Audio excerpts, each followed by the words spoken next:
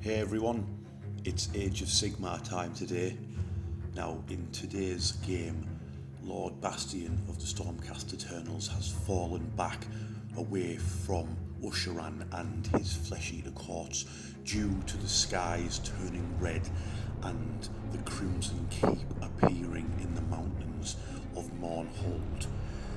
Ushoran, upon lightning bolts, leaves the battlefield and Ushoran prepares a welcome party for his new allies, only for his flesh-eater entourage to be trampled under the hooves of the Blood Knights.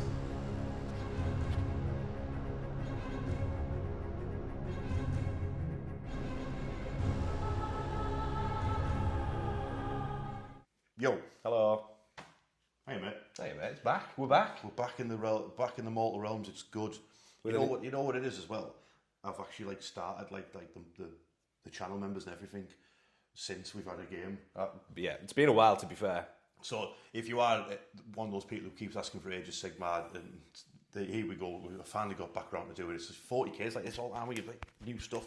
There's way too many releases coming out. Can't keep on top. Oh, it's like, you know, when you're in Lidl and you're trying to pack your bag and the staff are just throwing out your gear at you and you can't get it in the bag. That's what it's like with 40k. But then again, Age of Sigmar's like it as well. It's crazy, loads of stuff coming out soon. It's hard work to keep up, but I want to get more games in with Age of Sigmar. So me and you were having a game today, aren't we? And then I'm playing Percy on.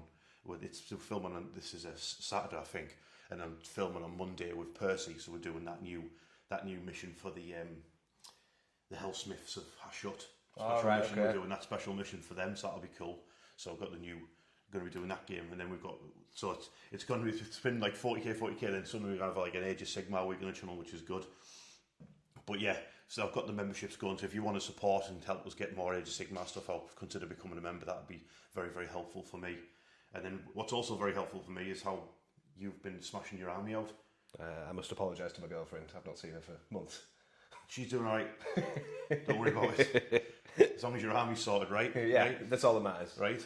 You've now finally done it, haven't you? You've reached 2,000 points. Yeah. It feels good. It's nice to have another 2k army done, because obviously I've got my my cities 2k. Yes, yeah. I've got this 2k, so I'm going to maybe go into Chaos next, I think. Your Hedonites? Yeah, I've started, but if anyone's ever painted a Blitzbarb Archer, you'll know my my pain. It's absolutely ridiculous. They're fantastic models, but yes, they have got a lot of jewellery and stuff like that. And yeah, they all way look too much. They all look like mini Xerxes.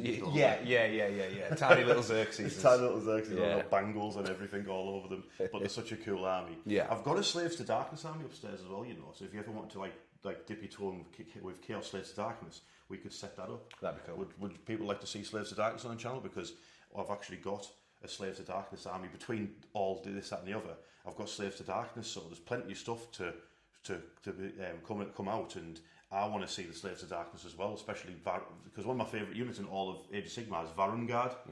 I love Varungard. I think they're so cool. There's one of them riding like a crocodile horse. You know what I mean? Yeah. Wicked. Yeah.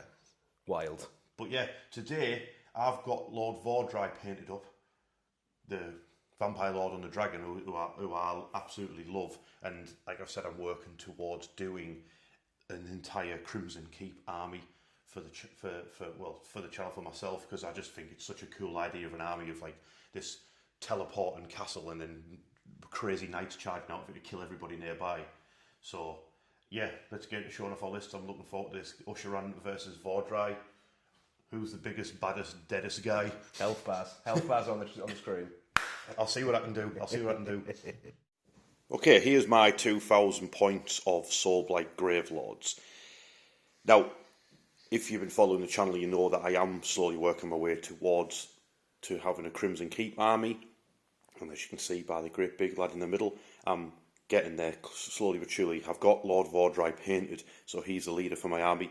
But when you take the Army of Renown to do the Crimson Keep, there's only a certain amount of units you can take, which I don't have enough of them painted to do 2,000 points. So I'm just running your standard faction rules for the army. So I've got the ability to put my units in the grave site, which I've got the faction terrain there. I do actually have the official models for them, but I just haven't got a chance to get them built yet. That's the same for... I've got some colours on the... what do you call them? The endless spells. Ooh. So I might still use them in the game just because I'm a bit more interested to use in games. But as far as what the army can do, you can put some units in the grave that can then pop up later. The vampires have got the hunger that can heal themselves. You've also got heroes can heal units that they are near in your command phase. And then I'm going to basically have to go over the units themselves and all the vast stuff that they do, and my artifacts and my relics, etc. and spells. So let's go through the units now and give you a good look at Vhordrai. Okay, my general is obviously Prince Vhordrai, Lord of the Crimson Keep, driven mad by Nagash for trying to kill him. Now he is cursed to forever attack anyone who comes near the Crimson Keep, and Nagash uses the Crimson Keep almost like a Space Marine drop pod, teleports it around the realms, and then Vhordrai, insane, will charge out and kill anybody near the Crimson Keep, which is just super, super cool. I love this new model for him. I do have another dragon, you know, how we used to make him before, the old kit, so I'm not quite sure what I'm going to do with that now. But as far as what he can do, he's got a load of attacks. He's damage free with his lance when he charges in. Obviously, he's a vampire, so he can heal himself. I've also picked the army formation, what's it called, the back anal of blood. So you'll be getting better casting and better wound rolls in combat if he charged. So he's a scary, scary chap. Obviously, he's riding a dragon, which means this thing can breathe miasma on you. It's got a rampage to do a pile in and cause mortal wounds on a 4+. He's got a spell called Quick Blood, so he can just cast that on himself and he'll have strike first until the start of his next turn, which I think is absolutely fantastic, to be honest with you. It's a good like sort of reassurance if you get double turns, stuff like that. Saint of the Slaughter Bait. Now, I tried to put as many vampire units in the army as I could because of his ability. He, if a vampire unit kills an enemy unit in combat near him, he can then give them stat boosts. There's 3 stat boosts you can give them, and you can give them all to a unit. You can't stack them, but you can give them all. So say there's a Blood Knight unit just going on an absolute rampage. Eventually they could have 3 extra stat buffs, +2 movement, +1 attack, and +1 damage, which is it's really, really good. As long as they are within 12 of him. Wholly within. Need to remember that. So I can't wait to field Vhordrai. I've always wanted to use him. I've always loved his lore. I think it's just so cool. I think it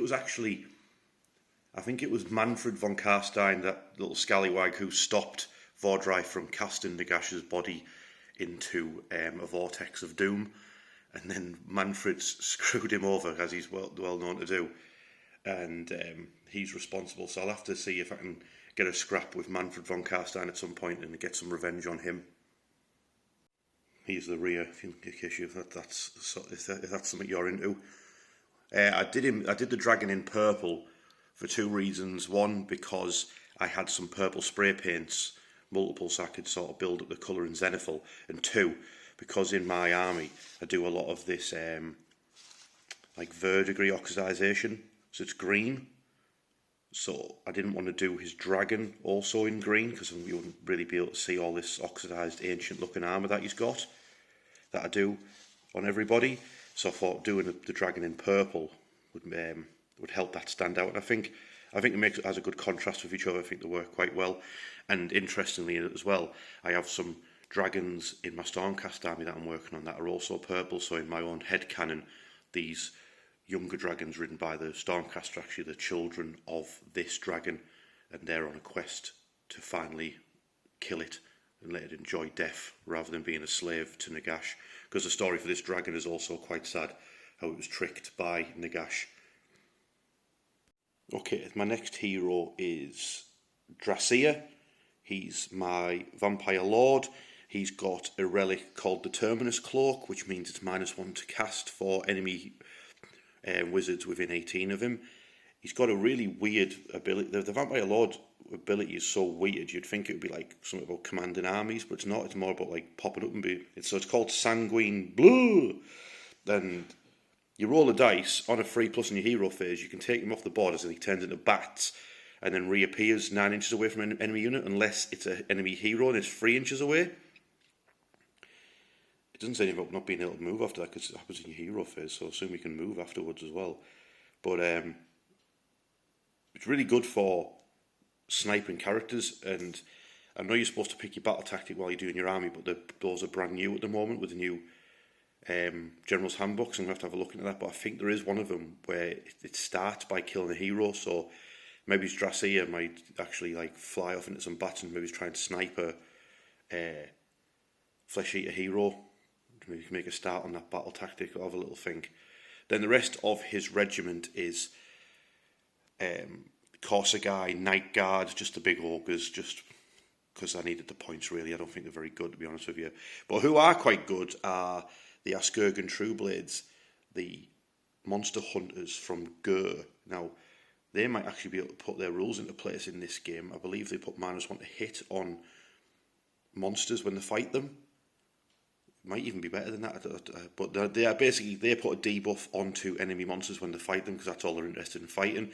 And I think Ushoran and the Terrorgeist are both monsters, so these lads are licking their lips here. They might actually get us take down a monster. And then we've got the triplets. They're vampires as well, and their rule is, I believe, they get cover as long as they're near any sort of terrain piece, because they're just lurking in the shadows all the time. So that's a small regiment, and everything else is in Vhordrai's regiment, so it's like a 2-drop army. Part of Vhordrai's regiment, we've got Blood Knights. Now, these are the old Blood Knight metal models, like I say, the ones that weigh an absolute ton. But I still like the models, still work great. I've repainted them to match the sort of glowy green look that I do with this new Soulblight army.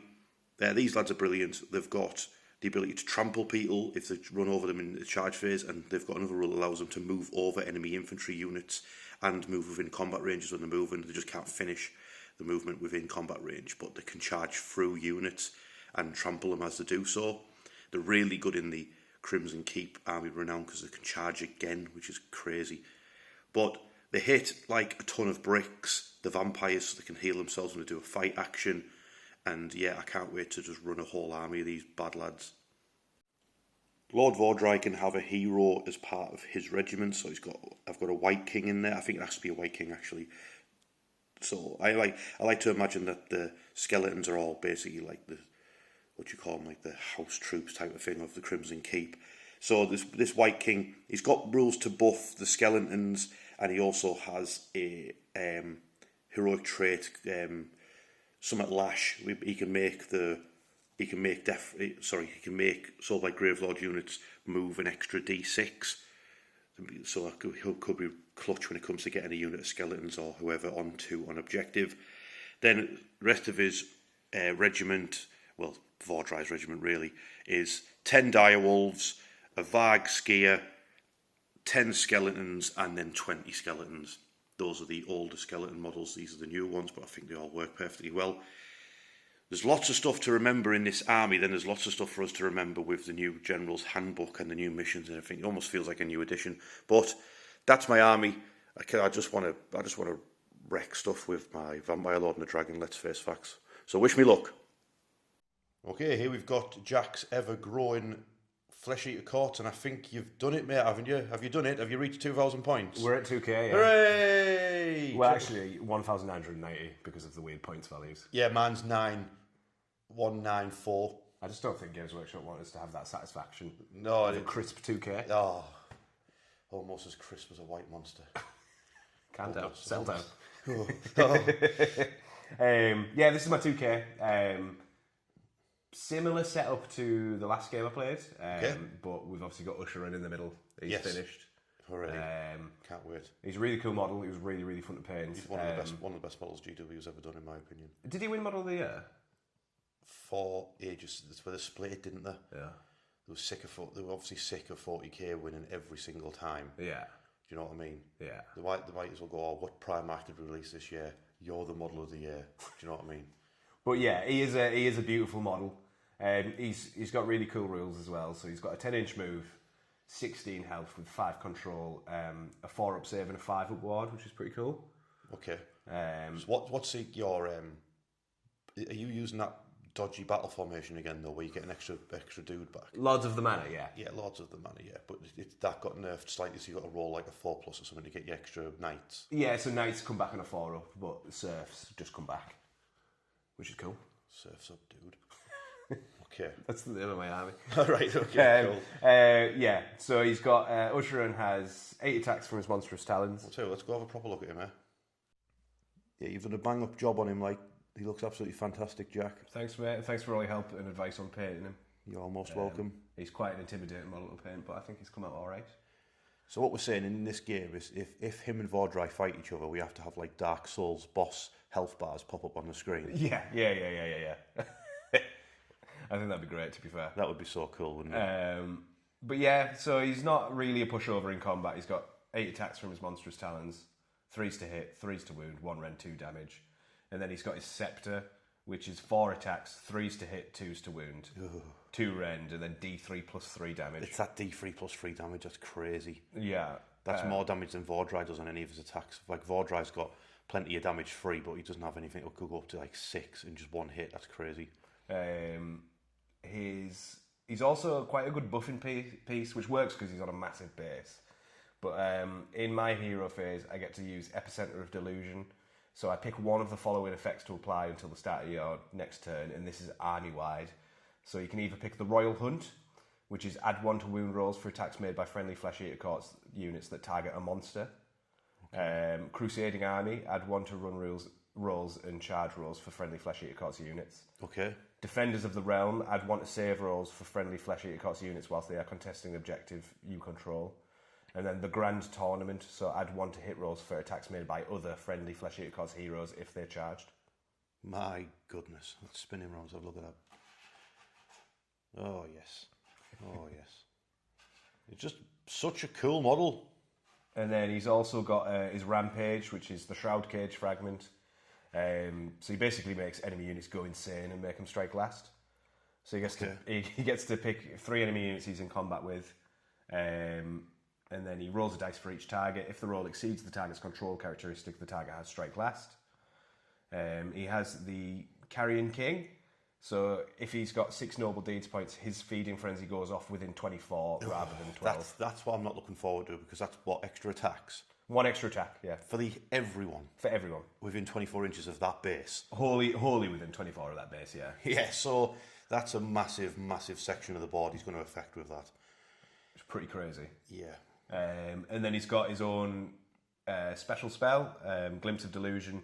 Pick a visibly enemy model within 18 inches, and then pick another enemy unit that's in that target's combat range.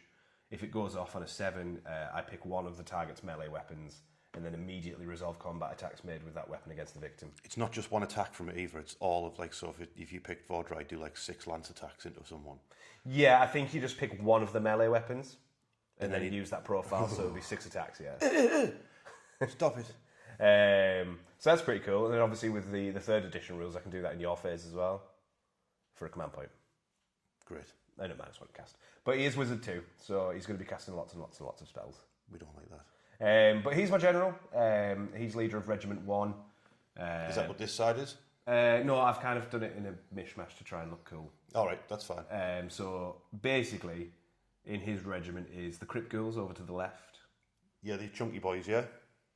Well, the Crypt Horrors, yeah, they're there. Yeah. And then the Crypt Ghouls are those little plebs. Oh, the plebheads, yeah, that's right, yeah. They're terrible. 4s, no rend, 1 damage. Yeah, it was just bodies on objectives, aren't they? Yeah, the Crypt Horrors. The chunkier. The chunkier plebs. It was still pretty useless though, aren't they? Yeah, they just kind of run into things and fall over, but it was just to make up points. Yeah. The Terrorgeist, he's there, screaming at things. I just think that's a really, really cool model. For something that's old and came out in fantasy, I think that's really, really cool. It's sick. And the teasing new rules, he's going to be a regiment renowned for all death armies. All right, okay. Just, you know, like they've done with your dragon. GW must have a load of stock of them on the shelves.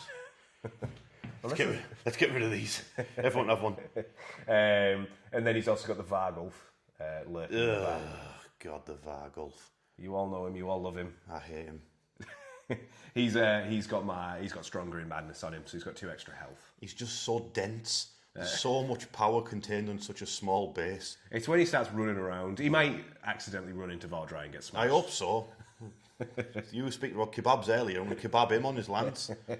And then the last one in Ushoran's regiment is the Crypt Guard, which are the plebs with swords. These lads here. Yeah, a reinforced unit, because I think they really hit hard if they're in a unit of 20. Oh, yeah, they are really good. Didn't they take out Yndrasta last game?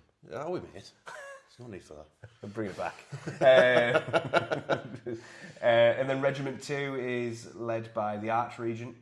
There, he's a Wizard 1. No, he's Wizard 2. Oh, sure enough, eh? He's Wizard 2 as well. Okay. And he has abilities to bring units back and models back. Okay. If he survives. He's pretty... Yeah, so he's got the knights in his regiment, has he?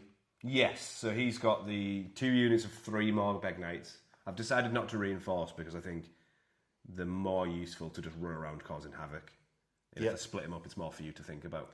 They've got quite a good... they've got movement abilities as well, haven't they? So they're good for getting objectives and stuff. Yeah, they've got a 12-inch move, but that can go up to a 14 with the Flesh Eater Court's Unlimited spell. You didn't have 6 last time we played, did you? No, just 3.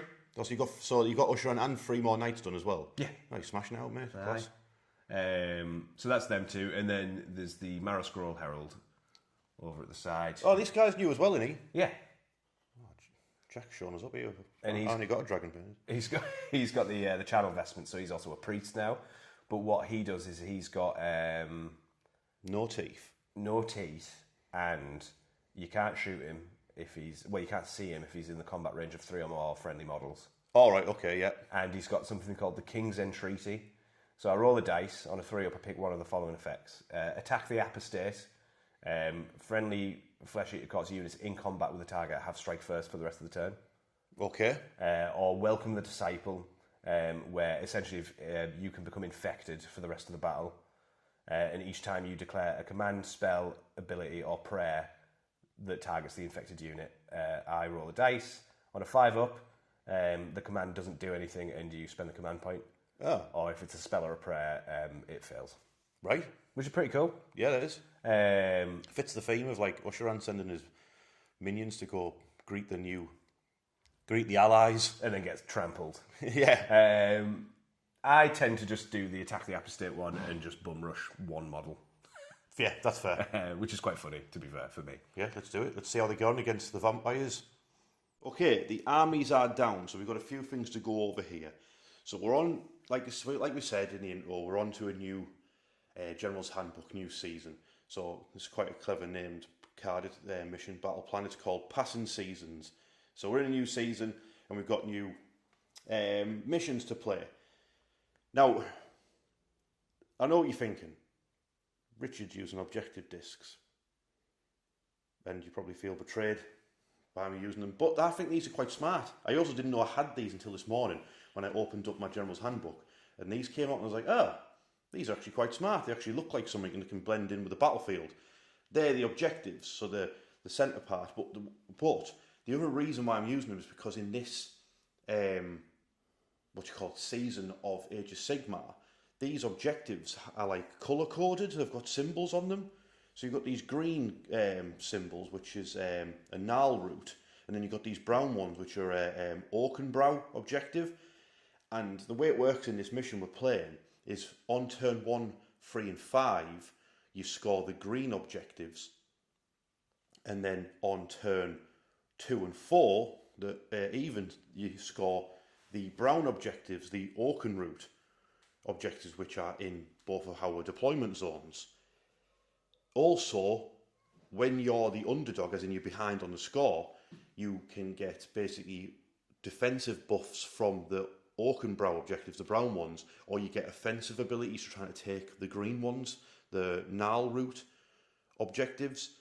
So there's a lot of you can sort of play, you can put in deliberately playing towards it. Like you could deliberately try and put yourself in as an underdog. So then you could, like, if you've got blood knights and stuff, you know what I mean, then be the underdog and get yourself +1 to wound when fighting over these green objectives. So if you want to try and play into the mission a little bit. And then, because this is the new edition of the game, we've also got the new battle tactics. Now, I've been watching The Honest Wargamer, Robert The Honest Wargamer this morning, and he was saying how he didn't like the fact that this new system is still called battle tactics, and I kind of agree with him because it's not the same anymore. It should be called like something like like a Gironite quest or whatever. Do you know what I mean? Because way it worked in the last season is you would just pick per turn. You're going to try and do a thing. Whereas now you've now got these battle tactics that you work your way through. Instead, you get to pick 2. You can only score one of them though, right? Per turn. No, you can score both per turn. Oh, you score both per turn. All right, okay, but you've got to work your way down the list. You've got to do the first part, then you've got to do the second part, then you've got to do the third part to score the full 15 each for each card. So you get to pick 2. So I've picked Restless Energy and Master of the Past. What have you picked, Jack? Wrathful Cycles and Scouting Force. Okay, well, what I'll do is when we come our turns, we'll explain what we need to do for whichever part of that battle tactic we're on. There's no point in going through it all 12 parts. When it's my turn, I'll say the things I've got to do. You'll say what you've got to do for yours. That's that covered.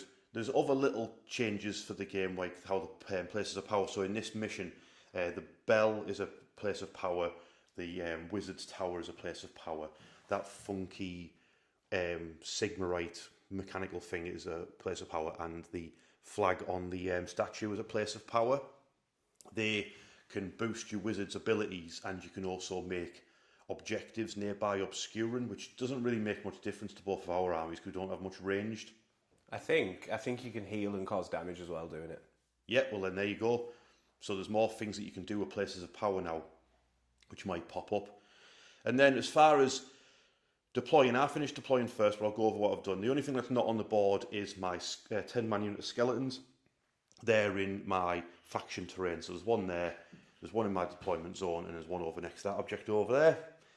Then I've put Dracia, the Bloodborne, the Corsair Guy, Night Guard, and the True Blades all on my left flank. Because I wasn't quite sure what I'm going to do with Vhordrai, he's bang centre on my home objective, and he's got the fast boys out in front, the Vargskier, the Knights, and the Direwolves all out ahead of him. What the idea being, I hope they all get stuck in, and then Vhordrai will deliver the killing blow to whatever it is that they're scrapping with. Then on the right flank, we've got the White King and his skeletons making their way towards the No Man's Land Gnalru objective. And then, Jack, mate, what's going on with your army?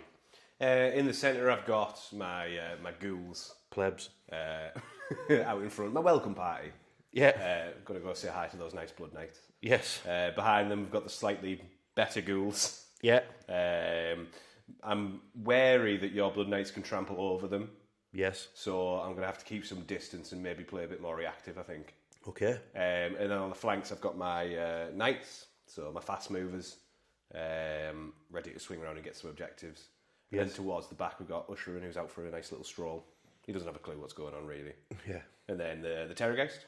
But I figured they're both pretty fast, so I can kind of be, again, reactive with that. I guess the question now is, do I want to go first or second? Is that correct? That is the question. Do I get a pick now? Because I picked deployed first. I have absolutely no idea. Any experienced Age of Sigmar players watching this, what would you do? Shout loud enough so I can hear you, please. I'll have a think and I'll get back to you. Okay, here we are, turn 1. As you can see, the vampires chose to go first. Got my 4 command points. Basically, hero phase stuff. All that happened, we've got the other side of the battlefield. The lash, that's on the White King. That activated, got an extra 4 inches of movement out of the skeletons. Everything else, Vhordrai tried to cast strike first on himself, failed. And I wanted to use manifestations in this game, but I didn't get a chance to get my manifestations fully painted up, and they don't look quite right at the moment. I don't feel comfortable using them. So next game I use my vampires, my manifestations will be done, so we can. Plus, there's already enough to remember. Do you know what I mean? Plus, from what I see, whenever you see Age of Sigmar games, it seems to be like manifestation non-stop. It's like they're doing all the work for your army. So, as cool as they are, I don't want to spam them in all my games either. When it comes to both of my battle tactics, one of them's Master the Paths. That would need me to cut the head off and kill a hero. That seems. I could maybe have tried to do it turn 1, but I'm going to play that late game, so that's why I've not been a total nutter with my movement in this. I'm trying to go for just the objectives, and I'll go for that secondary later in the game. I think I'm playing 40k. that battle tactic, should I say. And then the other one, Restless Energy, that's taking objective off your opponent to do that one as well. So again, I'm not in the best position to do that either. So they're both my battle tactics gonna have to go for later in the game. So cautiously, I got out the 10 skeletons. They've jumped onto this objective right at the very, very edge of it. Hopefully, Jack takes the bait, charges into them, then I can countercharge with everything that's sat behind it. Don't mind us. We're just chilling. Very, very cautious in the centre. Vhordrai and the Knights and the Wolves have moved up into position to charge off left or right. And then, like I say, the Skeletons got an extra boost from the Lash. They made it to the objective, and then I ran over my Vargskier to give them a bit of muscle over there. I have no shooting because I'm not in range with Vhordrai's breath attack from his dragon. That's all I can do. I don't have any charges.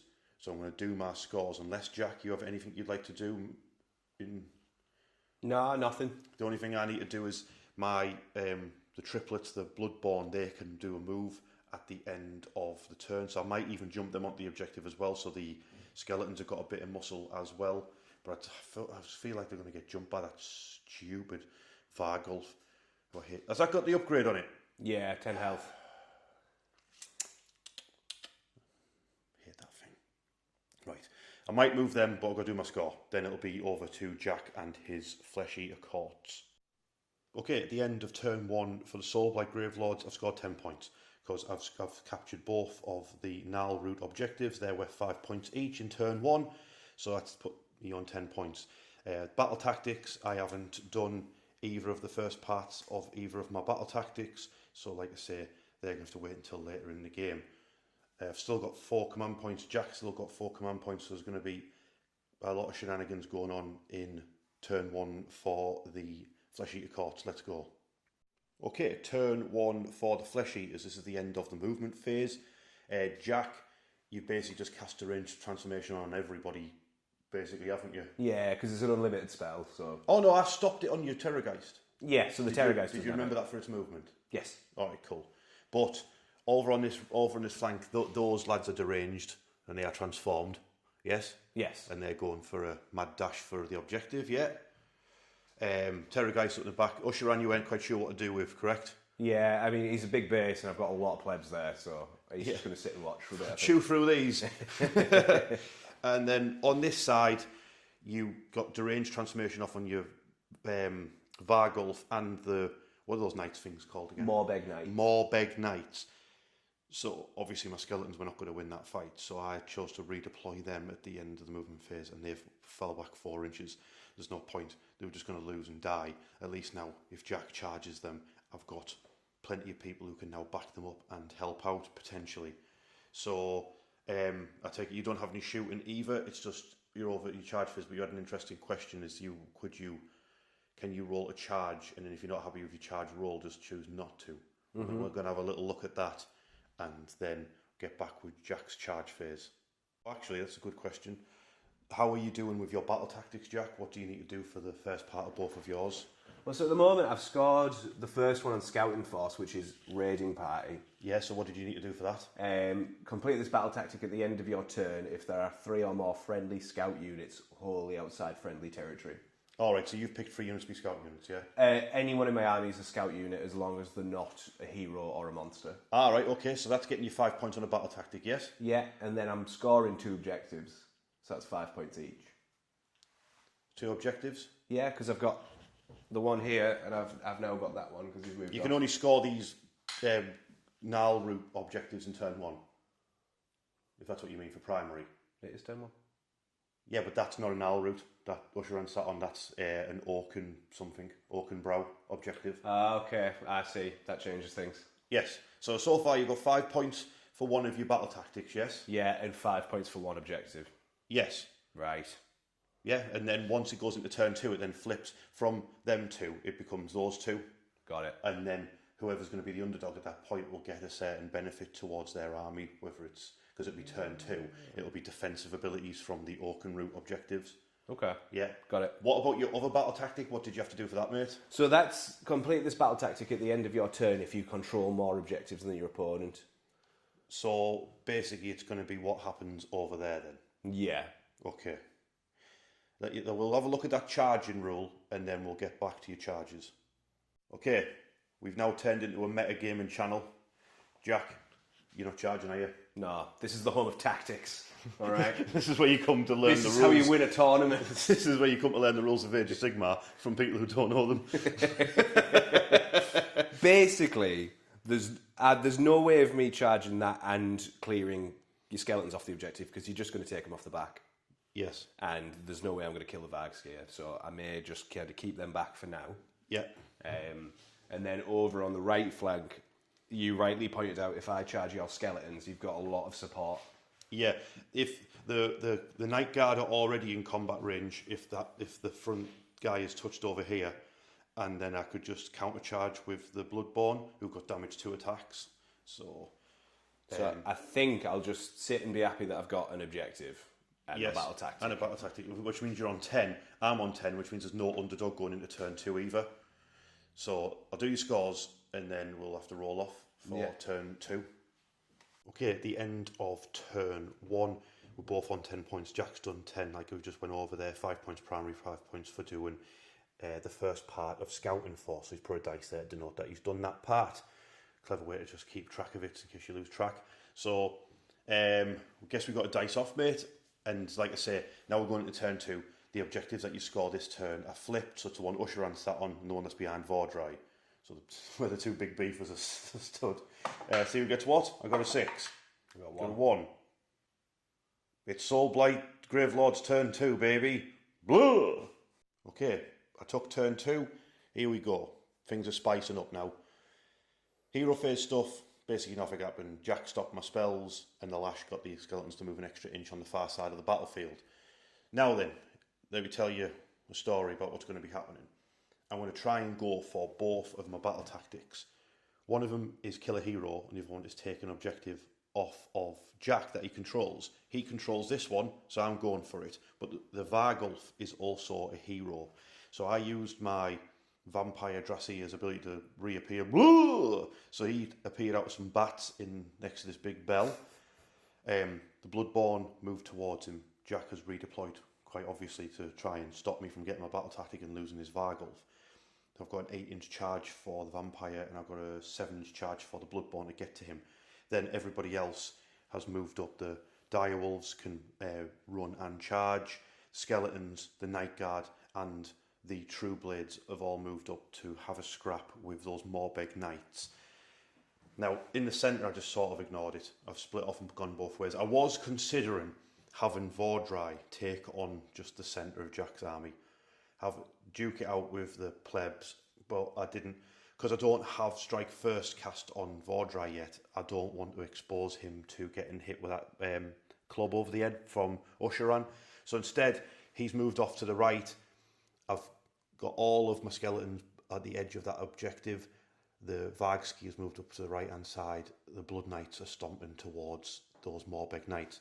So I'm going to breathe miasma onto those Morbegs, and then the Blood Knights are going to charge. Hopefully the Blood Knights deliver the kill and blow, and then they'll get a stat boost from Vhordrai. I'll probably pick +1 damage because that just seems really good. So all that's left to do is I'm going to...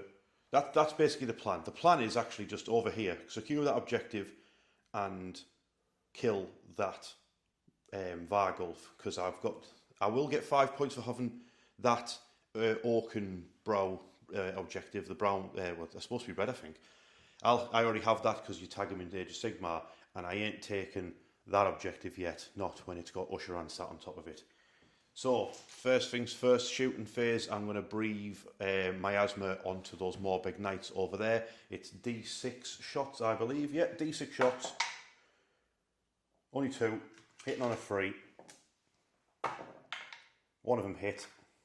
Wounds on that. It's -2 rend and 2 damage, mate. So 6 up save. Okay. And 2 damage. So 2 wards. 6 wards. Yep.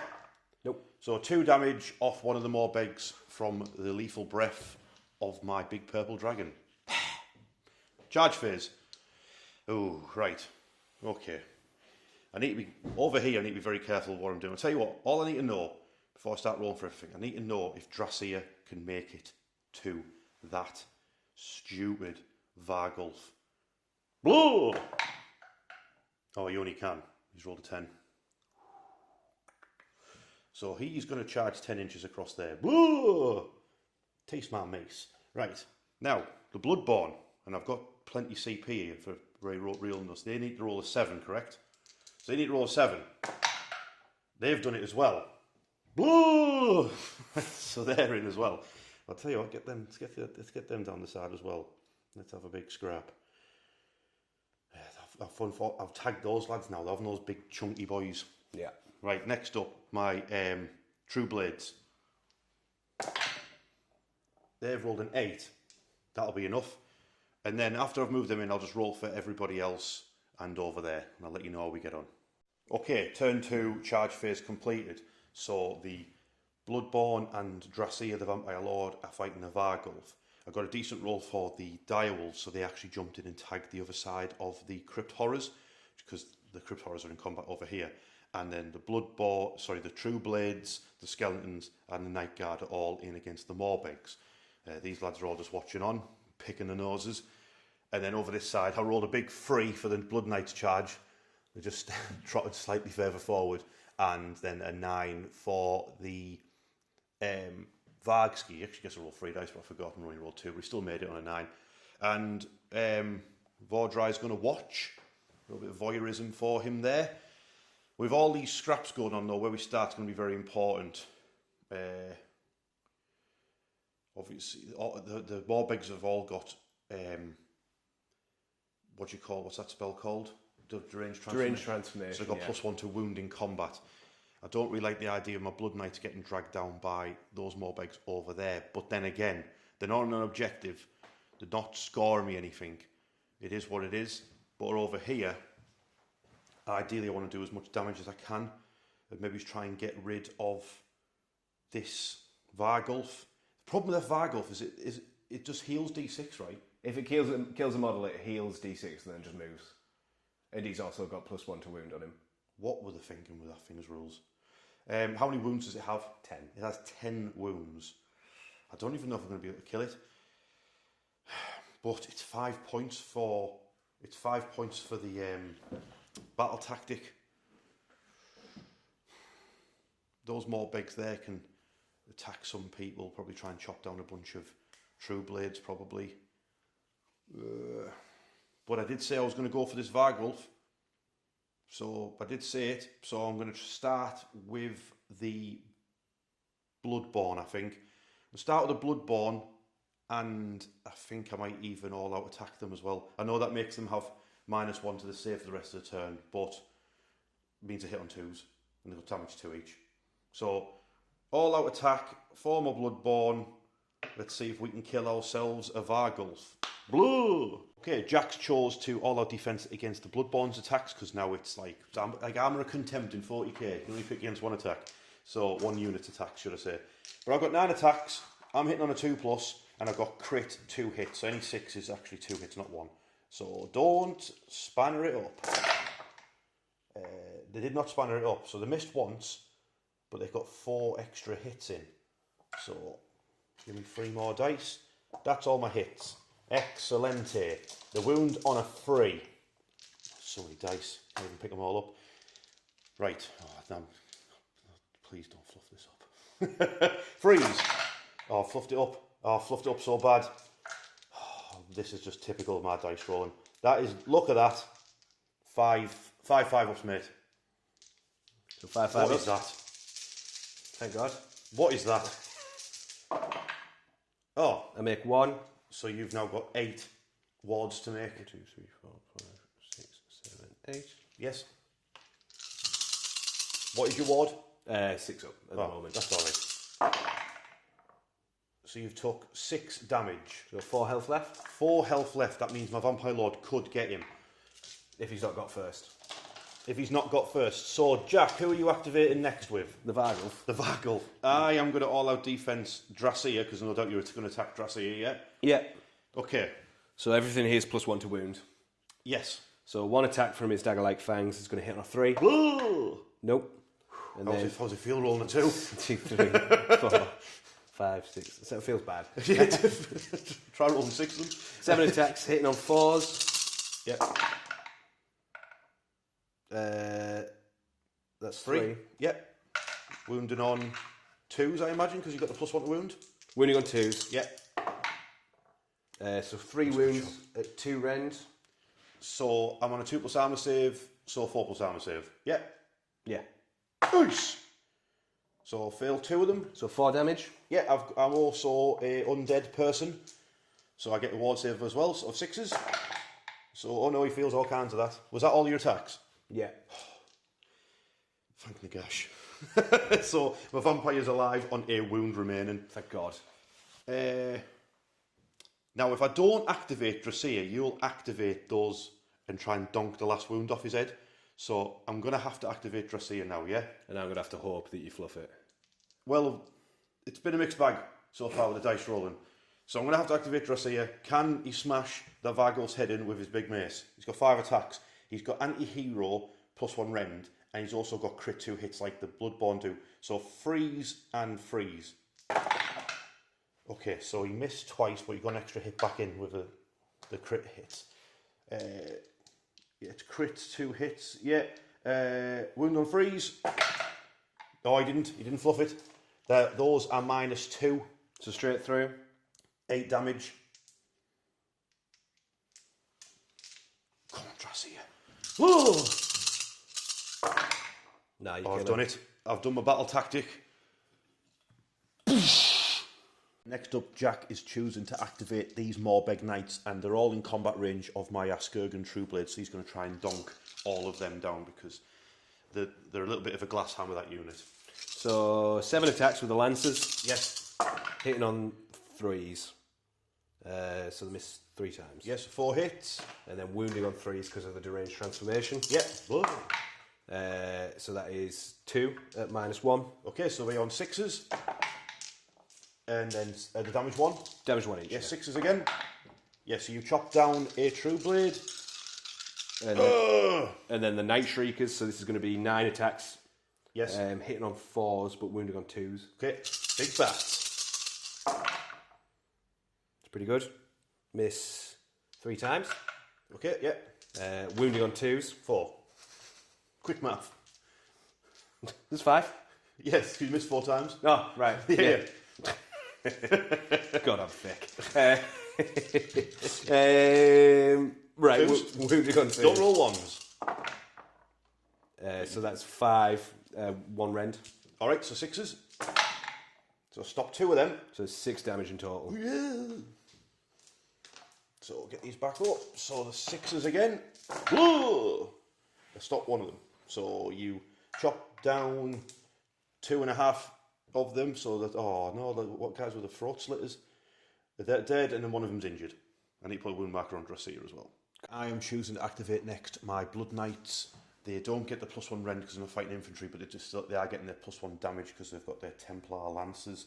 So this is all the Blood Knight attacks, hitting on freeze, wounding on freeze. Wait, they're vampires and they're charged. They wound on 2s. They're vampires. Oh, forgetting my back anal of blood. Holy smokes. 1 of them missed. That was on with the trumpet. He's like, I haven't brought my lance. Wounded on 2s, yeah, they're a vampire unit. They've charged, +1 to wound. So 1, 2, that is 3, 4, 8, 11. 11 at -1 damage to a pop. So 11 5's up. 5 up. 11 5 up, yeah. Oh, he's done alright. Oh, he's done alright. They've got the shields up alright. So 4, and then 2 damage each. 2 damage a pop, yeah. So 1, 2, 3, 4, 5, 6, so 12. 1, 2. Them and 1 more. 6. Yeah, are these 6 up ward? 1 of them's already took 2 health. Yeah, so these are 6 up wards. Yep. Of which I make 1. So you wipe the unit, I think. Right, so they've destroyed a unit with combat attacks, which means as long as they're wholly within 12-inch range of Vhordrai, I will choose to now give them +1 damage on their weapons. So they've now got damage 2 or damage 3 on the charged Templar Lancers.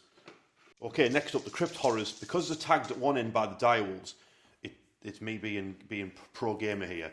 It just meant that it was more difficult for them to attack back at this side. But this one here, oh, Master, no, he's going to try and donk Drasir because he's only got one wound left. He's going to swing his club at him. So 4 attacks, hitting on 4s, but 6s are auto wounds. Ah, we don't want that. Damn. So 1 auto wound. Yeah, club to the chin. And then 3 up. No, so just 1 at -1. Fort then. 2 damage. Oh, I need to roll a double 6. Blow! Oh, just right, so Drasir is down as well. Turns into bats. The other 2 Crypt Horrors are going to swing for the Askurgan True Blades, because you might as well. So 9 attacks. Yes. Oof. 3 auto wounds.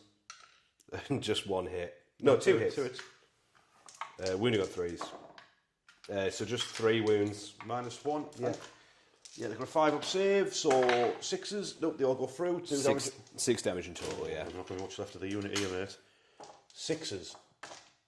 Blow! So a save 2.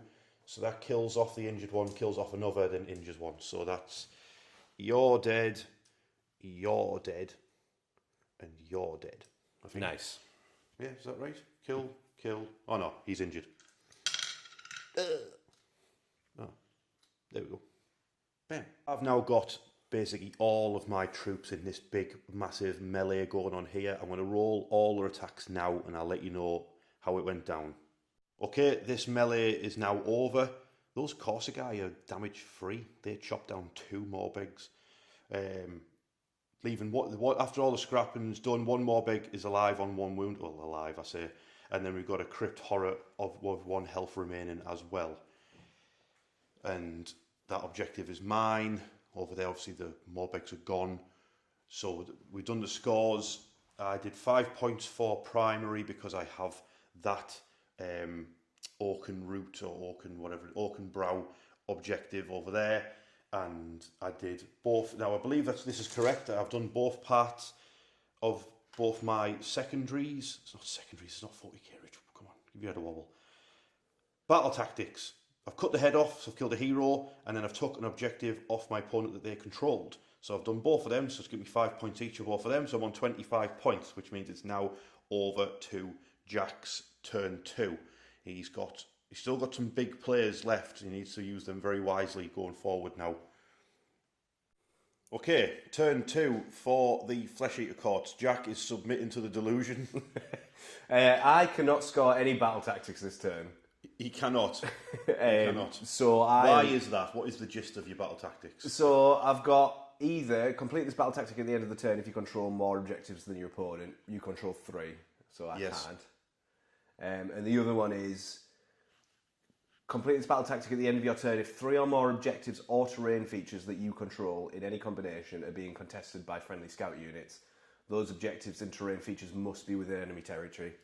Ah, so you may have to get all the way over there. Yeah, so I'm kind of setting up for that, hopefully. I'm hoping that someone gets 6 noble deeds points so I can bring back that unit of Morbeg Knights that you murked earlier on. Yeah, well, I did stop one of his spells earlier, so he's only still got 1 noble deed point, because I was just going to let you cast a spell, but then I realised that actually stopping you casting it was going to knock down your noble deeds, and then you spanned up your spells this turn as well, haven't you? Mm-hmm. So, does anybody actually have deranged transformation on them? No one. Ooh. No spells went off. The only thing that did go off was a prayer, so that every time a dog dies, something heals. Okay. But it was a bit useless. The dogs are the sort of the key part of your plan this turn, right? Yeah, so what I'm doing is Ushoran's going to charge into the middle. He's hopefully going to do to make everyone fight last, or 3 units fight last. Yep. And then hammer them all, which will hopefully get him 6 noble deeds points, which means if the crypt guards charge as well, they'll have an extra attack each. Yeah, and these ghouls' plan is to just actually move block kind of Vhordrai. Yeah, I'm trying to stop his big base getting into the centre, so he has to go round. Or through them. Yes. And the Terrorgeist inched backwards just so he was in shooting range. Yes, I thought Jack was charging him in and then he moved it backwards. I was like, oh. So he's just going to scream at my Blood Knight, I assume. Yeah. Okay, so that's where we're at, right? Yeah. All right, scream at me. I need to get the rules. Okay. Charge. Okay, so the Terrorgeist screaming at my Blood Knights. So 1 shot, hitting on a 4. Oh, wounding on a 2. Wounds, 2 rend. Okay, 5 up. That fails. D6 damage. My ears. 5 damage. Yeah, so you kill off a Blood Knight and injure another. Okay, that's the shooting done with. Blood Knights have injured over there, and now we've got some charges to roll for. So, Ushoran. Oh, he's a chunky boy, he's in. +1 is... So he's got a 7-inch charge. Is he going for everyone? He's going to have to. Oh, bear in mind, he's a monster and they're True Blades. Yeah, but they've got objective control 1. No, but they have a debuff against monsters. What is the debuff? Oh, why would you ask me the question? Why? I have no idea. Is it +1 rend when they attack, or is it -1 to hit for monsters? Let me check. Okay, yeah. So the True Blades, monsters are -1 to hit them, and they get +1 to hit monsters. And then the werewolf, the cursed blood in the unit, on a 4+, he puts strike last onto someone in combat with him. And then you've also got a strike last ability to put onto me. So it cancels it out. So everyone's just screaming at each other. But Crypt Guard first. Go on, Crypt Guard. Oh. 13-inch charge. They can get around it to the Night Guard if they wanted to. They're probably got to. Okay, so because of the +1 charge, they actually had a 13-inch charge, these Crypt Guards. So they've wrapped all the way around. And then because it went so far, they actually left enough of a gap that the Archregent actually... Obviously, I imagine he was clinging to the side of this building because it's cooler visually. Then leapt in again onto the wolves as well. So there's a massive scrap going on now. It's a good job they're all already dead. Let's just say that. And I take it you're going to charge your ghouls into Vhordrai. Right? Right? No. Right, let's get it on. Oh, wait. So my stuff go off first? Oh, you have to do your stuff first, yeah, then I'll roll for my cursed blood, so you're going to put strike last onto people, I assume? Yeah, I need to do it on... I've got 4 units there, right? I've got the... Dogs, Skeletons, True Blades, and... Night Guard. The Night Guard aren't in combat with him, I don't think. Is it people within? Yeah, right, yeah, I get you. So I will pick probably the Bloodborne, the True Blades, and the Dogs. The Dogs, yeah. Okay. So how does it work then? So I roll a dice for each target. If it exceeds the control characteristic, and it's all 1. So just don't roll a 1. Just don't roll 1. All right, okay. So the Bloodborne, yeah, it's got strike last. The True Blades got strike last. The Doggos do not have strike last. Now, my werewolf is going to howl at you. Now imagine what Ushoran sees. You know what I mean? Just imagine what he sees. Some sort of weird pug, and he's got a strike last as well. Yes. So how does that work? You're the active player, so your strike first stuff goes first, then mine. Right. But we've got to go strikes first stuff, then normal stuff, then strikes last stuff. So basically, you're going to have your Archregent, your Crypt Guard, like they don't have anything to strike last on them. My Dogs and my Night Guard don't have it on, but the True Blades, the Bloodborne, and Ushoran all have strike last. So they're going to be going last after everyone else has resolved their fights. Cool. So basically, who do you want to go first with out of the Archregent or the Crypt Guard? Obviously the Crypt Guard, of course. Yeah, or I go for the... no, I'll go for the Crypt Guard. So the Crypt Guard are up first, yeah? Any commands onto them or anything? Probably all out attack. I would say so, yeah. Okay, it's Ushoran's time to show his quality. What's he doing, Jack? So he's going to do 8 attacks with his monstrous talons into your True Blades. Yes. And then he's going to do 4 attacks with his scepter into your Bloodborne. What about the skeleton? He's going to power through at the end of the turn. He's going to power through. Yeah, just do. Cheeky little sod, eh? Okay, remember your -1 to hit the True Blades. Yeah, so this is going to hit on 4s. 1, 2, 3, 4, 5, 6, 7, 8. Just the end of the turn? Not yet. So I've got 1 CP left, haven't I? No, you used that. Did I? Yeah, I did. On all out defense. Carry on, ignore me. So if it's -1 to hit, these are going to hit on 4s. Which 6 do. Okay. Pretty good. And then these are going to wound on 3s. Uh-oh. Goodbye, True Blades. So that is 4 at -1. 4 at -1. All right, get the 6s out, lads. I said to get the 6s out. How much damage is that? 8 in total. There is only 3 of them left, so I need to roll 3 6s here. I rolled no 6s. The true blades are gone. I rolled 1 6. They're all gone. Okay, now is Massive Scepter, which causes D3 plus 3 damage against my poor Bloodborne. So duck! 4 attacks hitting on 3s. Only 1. Oh, the ducked, all right. You're not -1 to hit them, by the way. No. But only it hits on 3s. All right. Wounds on a 2. Wounds, 2 rend. You could still kill them all. 2 rend. Straight through. So D3 plus 3 You damage. could still kill them all. You could still... 6 damage. You could kill them all, yeah. I think they've got 3 health each. What's the health? 3. Oh, 3 health. Okay, so there's one's dead, one's injured. So there's one on one health and 1 on full health. Okay, the Bloodborne to attack back. Stab him up.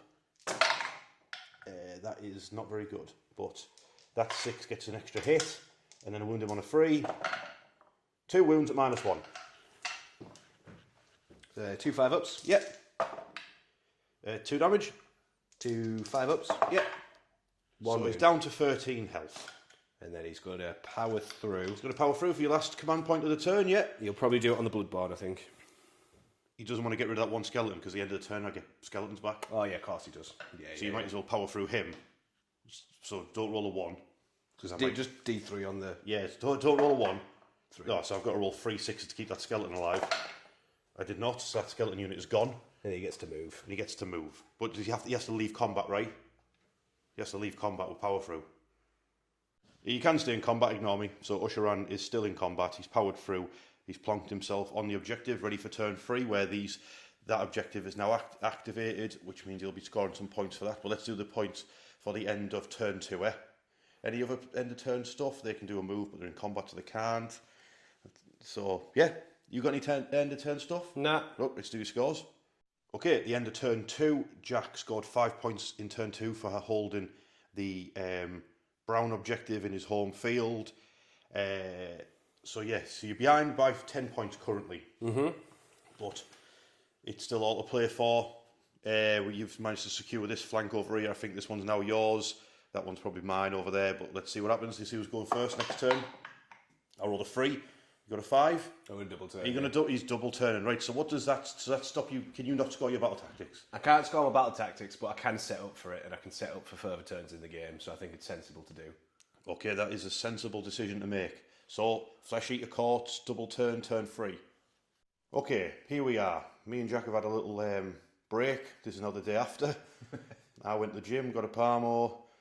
We're all good. Now, as you remember, Jack took the double turn going into turn 3, which is good because I really like how Sigmar's like this. Like it didn't look like it was going your way. Now it does very much look like it's going your way. So this is the end of the movement phase. So we've got some hero phase stuff to recap and some movement phase stuff to recap. Jack, I'll tell you what, we'll start with this flank over here, the Ushoran flank. We'll say what's happening here. So Ushoran has cast Deranged Transformation onto the Marrow Scroll Herald, which is stood next to Vhordrai. Yes. And then the Archregent also cast it on the ghouls.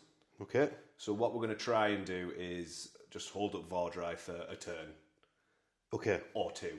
And to help with that, Ushoran's done one of his Epicenter of Delusion abilities to give heroes +1 to hit on the charge. Okay. Which slightly buffs the Marrow Scroll Herald. He also used his 6 Noble Deeds points to bring on a replacement unit of Morbeg Knights that the Blood Knights trashed earlier on. Okay, yeah. That synergised with the Archregent's War Scroll spell, which allows them to move D6 when they're set up. Yeah, so they've come on from that flank, then nicked that objective. Yeah, again, prepping for next turn.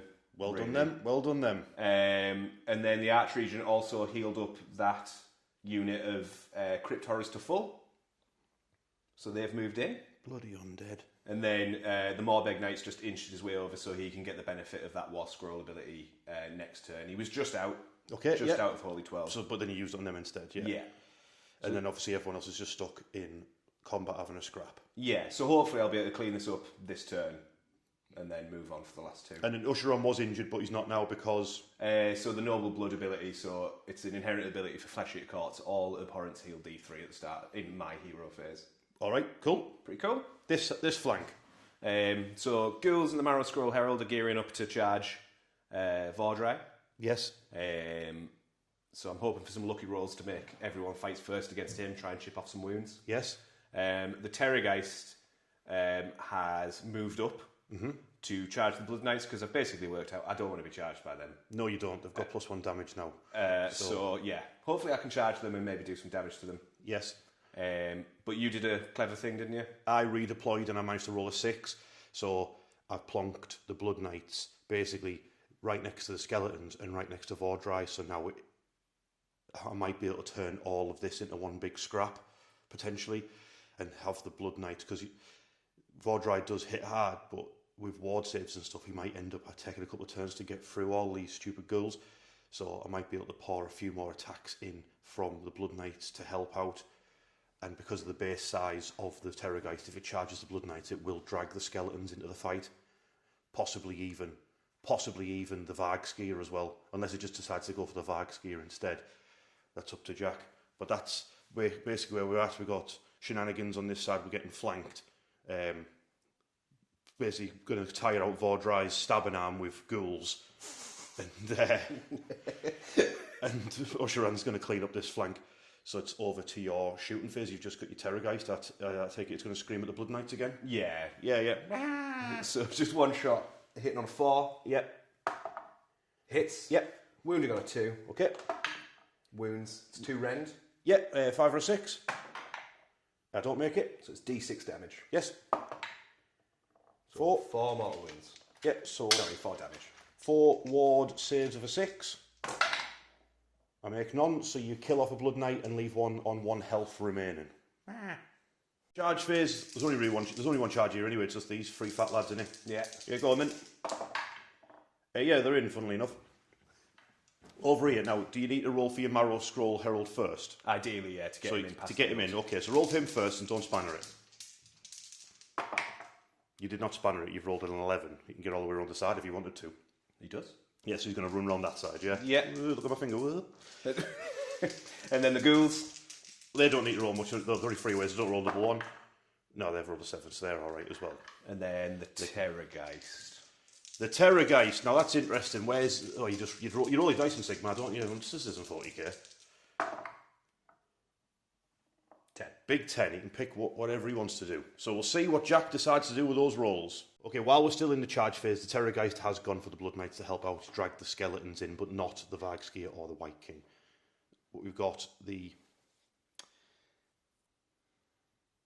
Well, wait a minute. Are you counter-charging? I could counter-charge. I've got 3 command points. You've got another turn, remember? Doesn't matter. I was just thinking the Vargskier could get in there if the Terrorgeist was gone. You know what I mean? If the Blood Knights turned their attacks to the Terrorgeist and the Vargskier and the skeletons, maybe he's like, how many wounds has that Terrorgeist got? I think 14. 14, yeah, I think I remember from the last game, 14. 4 up save and a 6 up ward. Yeah. Anyway, roll for your Marrow Scroll Herald. That's why I started filming. On a 3+ it strikes last. You get strike first. Yeah, it's called the King's Entreaty. So on a 3 up, everything fights first against Vhordrai, essentially. All right. Yeah. Okay. So a 3 up.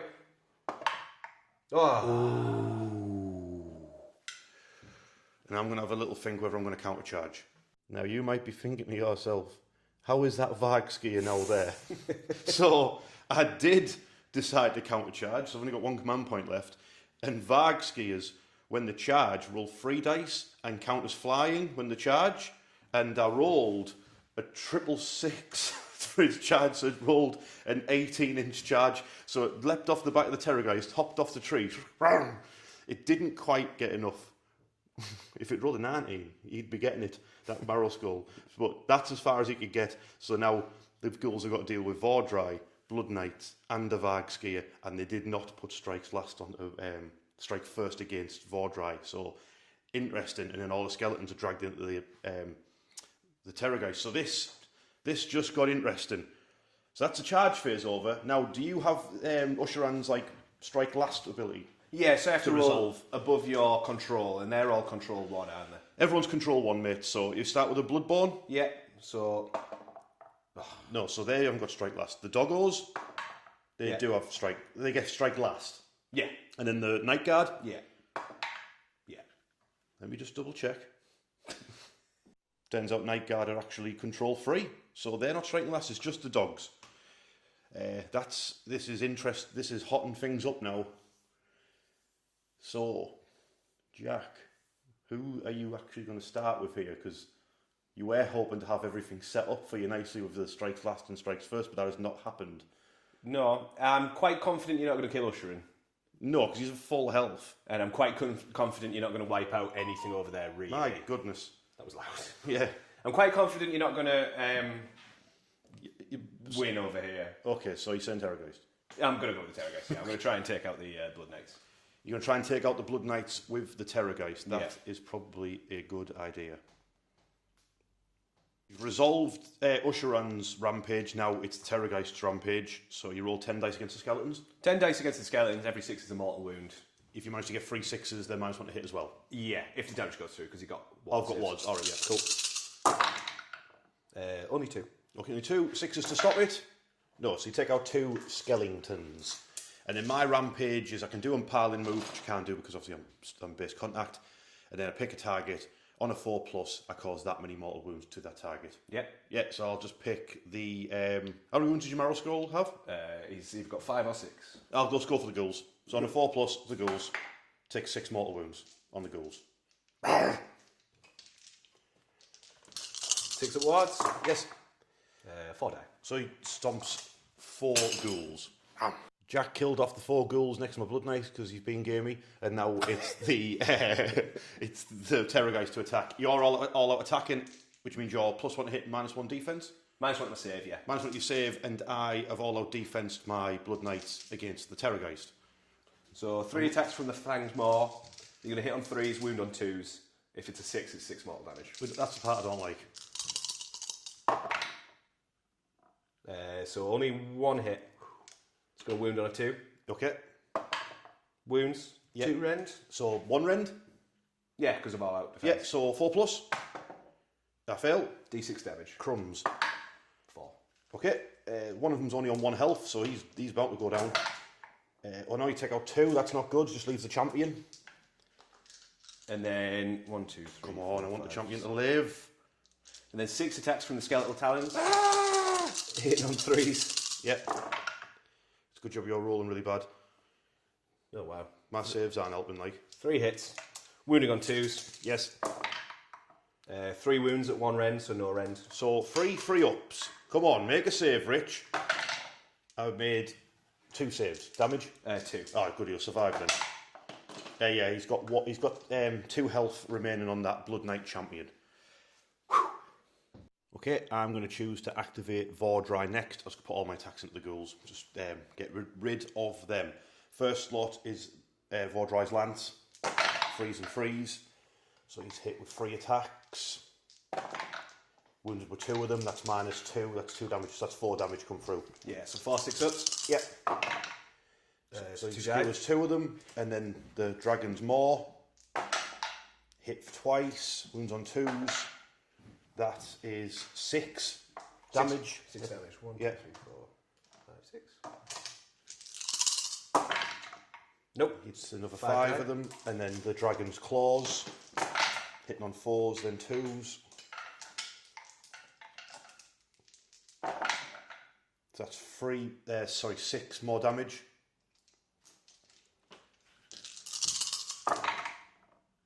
So 11 in total. 11 in total. So it's killed 6. So I took the first 4 off. You've just killed 6, and I need to take the 5 off from the previous attack. Okay. That after the attacks of Vhordrai, he's left 3 ghouls, and Jack's removed him away from the Vargskier, and I believe that makes the Vargskier not eligible to fight anymore. He could move 3 inches if he did piling and then be in combat range, but I don't think that's how it works. If I'm incorrect, let me know in the comments. But that's my attack done with Vhordrai. Back over to Jack. Actually, we'll go with Ushoran, I think. You're going to go with, well, you wouldn't want to activate anyone over there. No one's going to attack them now anyway. So over to Ushoran. He's got a choice of targets. He's got the Bloodborne, the Doggos, and the Night Guard. Well, the Doggos are fighting last, so he's going to do... I would just go some attacks onto the Bloodborne and some attacks onto the Night Guard. Yeah, how many wins does the Night Guard have? I don't know. 3? You're asking me questions I don't know the answers to here, mate. He's going to do Monstrous Talons into the... 4 health each. They are an ogre. He's going to do Monstrous Talons into the Bloodborne, and then his Scepter into the Okie dokes. Night Guard. But he also has Feed and Frenzy off because the apparent's on full okay. novelties. So 1, 2, 3, 4, 5, 6, 7, 8, 9. So 9 into your Bloodborne. Yes. 3s and 3s. Yep. Missed twice. Yep.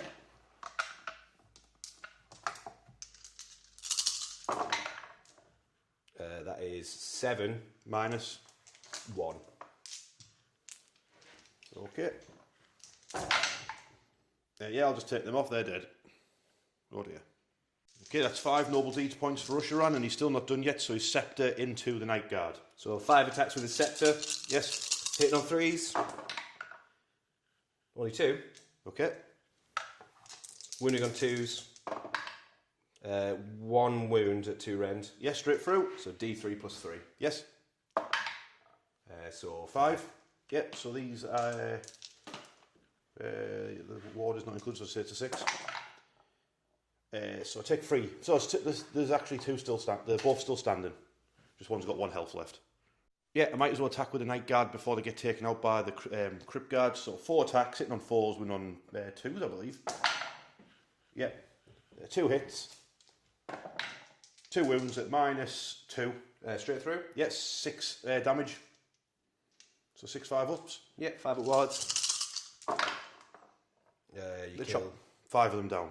Yeah. Nice. Go on. Okay, next up, the Marrow Scroll Herald attacking Vhordrai. Bring it on. So 5 attacks, these are going to hit on 3s because they have to center a Delusion ability. Okie dokes. 2 hits. And then these are going to wound on 2s. Okay. Because of deranged transformation. Yep. 2 wounds, 1 rend. Okay, 2 4-up saves for Vhordrai. He's fine. He laughs it off. Absolute peasant, don't mess with Vhordrai.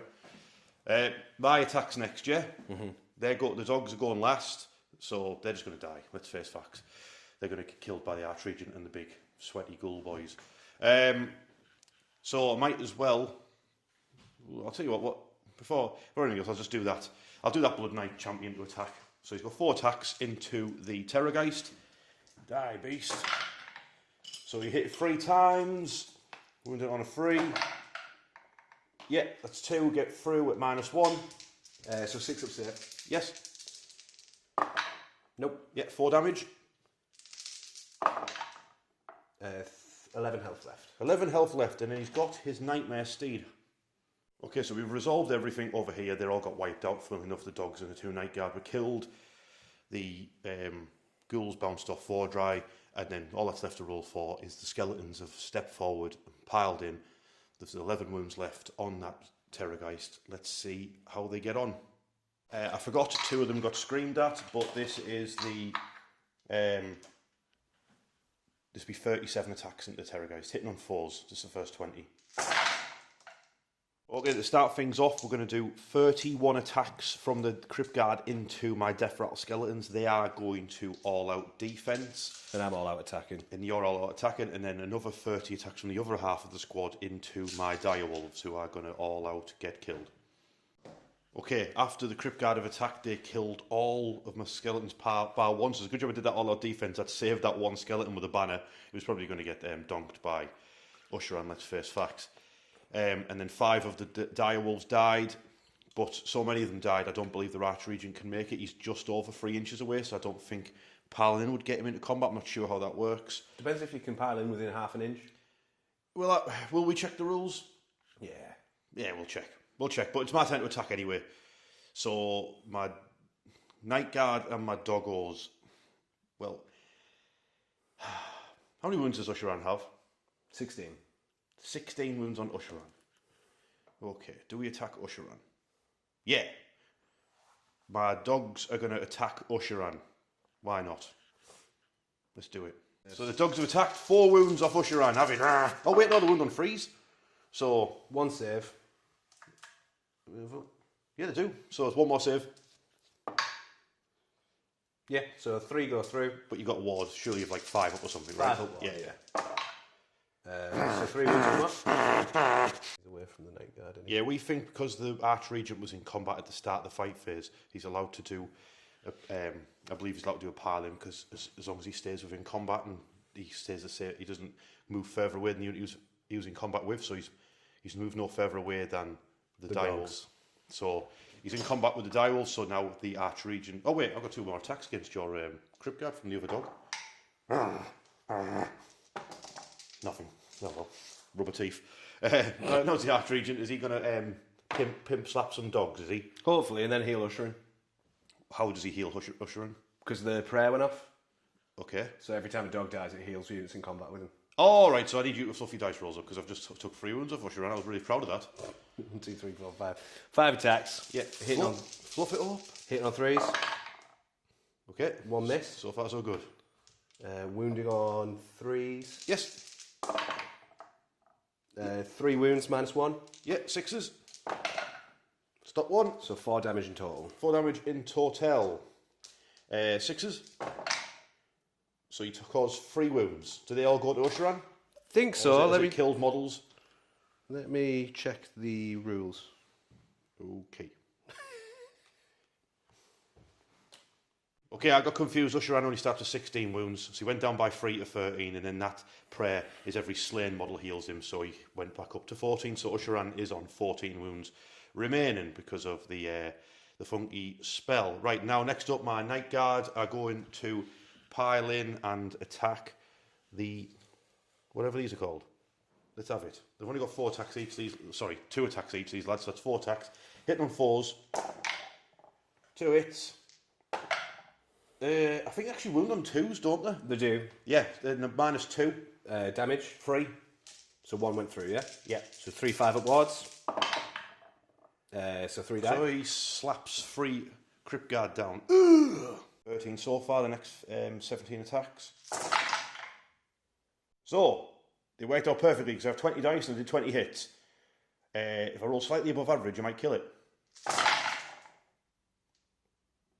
I did not. I rolled below average, only did 7. Jack, your save's reduced by 1 because of all out attack, yeah? Yeah, so 5 ups. What's it, a 4 plus save normally, does it? Yeah. Okay. So 5 6 upwards. Yep. So you do 4 damage to it. Alright, cool. It's down to 7 health remaining. Bang. Did you say you plan on powering through with your Terrorgeist? Yeah, I'm going to spend a command point to try and do D3 mortal wounds to the... To the Blood Knight? Yeah. Okay, crack on. So 1. Just the 1. I stop on a 6. I did. And then he'll, because he did a combat attack and he's a vampire, he'll heal up to full. Also remember my Skeleton's Endless Legion rule, whatever it's called. So my vampire healed up, I got a skeleton back, and then scores for this turn. Jack scored 5 points because Ushoran has this objective here, because it's an odd turn, not turn 3.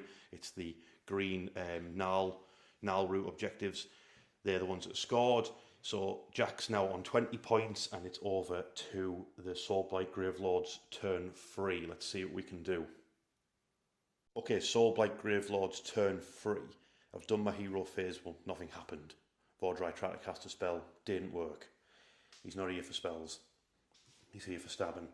But we've got the battle tactics. Now, I've got 2. I've got Restless Energy. The second part of that is take Jack's home objective. It basically says all of the objectives in your opponent's territory. There's only 1. But I am going for this. I'm working towards that one, but I'm going to go for the second part of Master the Paths, and that is to have more units in neutral territory than enemy units. So that would be this quarter and that quarter over there. So what I've done is basically, I can't do anything about this side, but there is 1, 2, 3, 4, 5 units there. They're in my territory, so they don't count.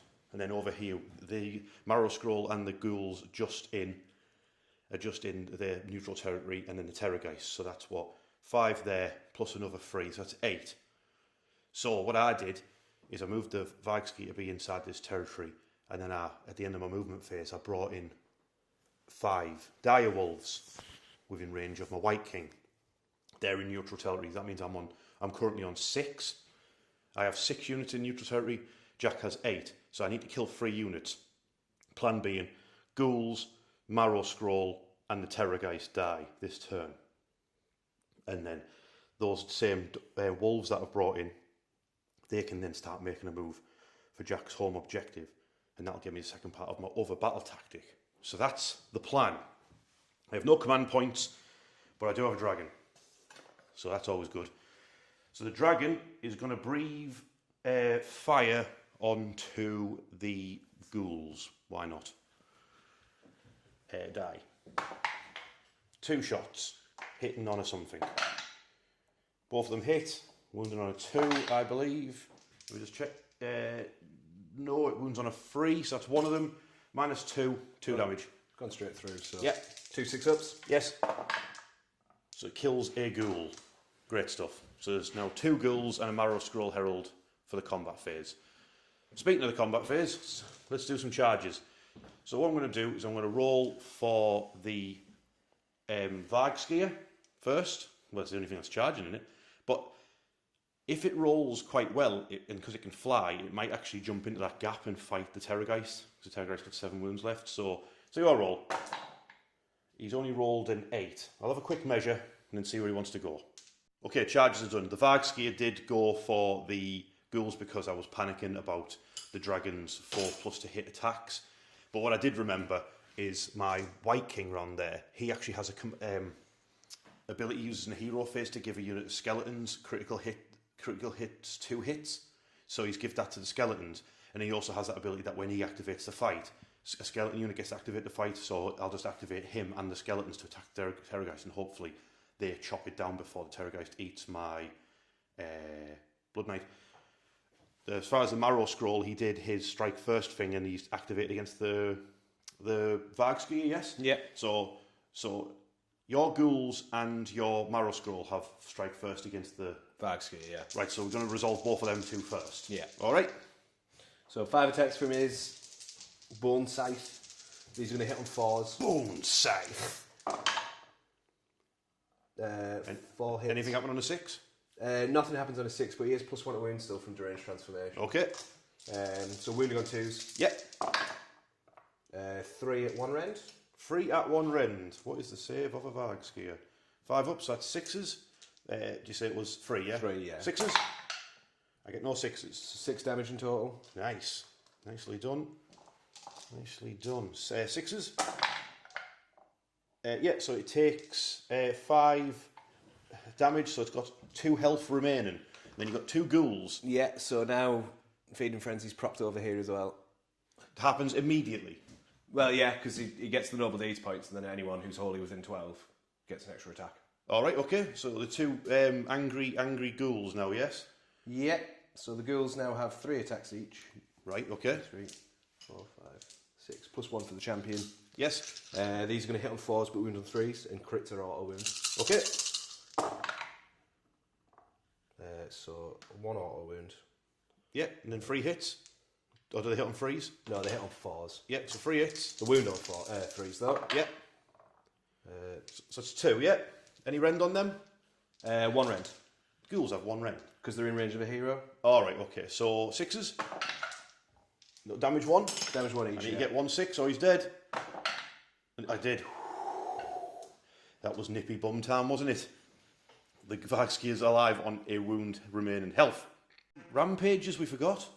What else have you forgot? I thought that was a unit of 10, so I should have rolled 20 dice last turn. You roll for every model? Yeah, in the unit, yeah. All right, well, there's 19 now. But I do mine first, yeah? Yeah. Okay. So, on a 4+, I do it with the Marrow Scroll, Herald, get trampled on. You do, and you take 6 mortal wounds. Die. He takes 4. Okay, he's got 1 health remaining, yes? Yeah. I'm fairly confident Vhordrai can kill him in combat. And then you get to do your rampage for your Terrorgeist. So there's 19 skeletons. So you get 19 dice. Last time you rolled 10 dice, you thought there was 10 models, and I just didn't know what you were even saying for your rules. So you were talking, and I was just like, it was just white noise. That's called cheating, Rich. It's selective hearing. So every 6 is a mortal wound. Since when?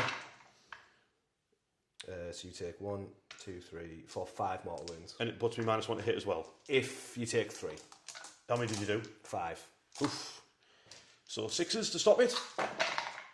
So this time you do get that. So you kill 4 skeletons off, and you get -1 to hit on them. Yeah. And that -1 to hit is also on my Varg gear because of a spell you cast, right? Yeah. Yeah. You did in the hero phase. You activated whatever it's called. What's it called? Funky jazz. Miasma of Madness. Oh, that's what it's called. Yeah. So -1 to hit for the Varg gear, -1 to hit for the skeletons, and 4 the mid-egg. Can you take 4 from the back rank, please? Don't take the champion though, please. Okay. It all worked out okay anyway, because the White King's ability to make the skeletons attack after him also gives them +1 to hits. That counters the Screamo of the Terrorgeist. So I'm going to activate the White King to attack. He has 4 attacks. He has 5 attacks that hit on 4s, and he's got crit mortals. So, yeet! Nice. So that's 2 hits and 2 mortal wounds already. And wounds on a 3. So that's another wound at -1 off your Terrorgeist. So 1 5 up? Yes. Nope. So that's 4 ward saves. 6 ups. So he's on 4 wounds left. 4 wounds remaining, and now the skeletons activate, and they've got +1 to hit and -1 to hit, and they've got crit 2 hits because of the funky White King rule. And you are all out defensing against their attacks? All out defensing, yeah. All out defense against the skeletons. Let's go. Okay, 31 attacks from the skeletons into the Terrorgeist. This is the first 20. Oh, beautiful. So that was 18 hits from the first batch because the Lord rolled all the 6s, and let's try again. Oh my goodness. Can you see this? I can see this. It's probably the best roll I've ever done. So this is now 30 hits, but a wound on a 4. So 4s to wound is the first 20. Okay, that's 10 wounds out of 20 dice. Holy averages, Batman. So there should be another 5 here. Holy averages. I did actually do the perfect average. That's 15. So 15 3-up saves. 15 3-up saves for your Terrorgeist, but it's only got 4 health remaining. That Blood Knight champion's licking his lips here. He might get the killing blow on it. 3-up saves? Yes. I fail. 1, 2, 3, 4, 5, 6. 6.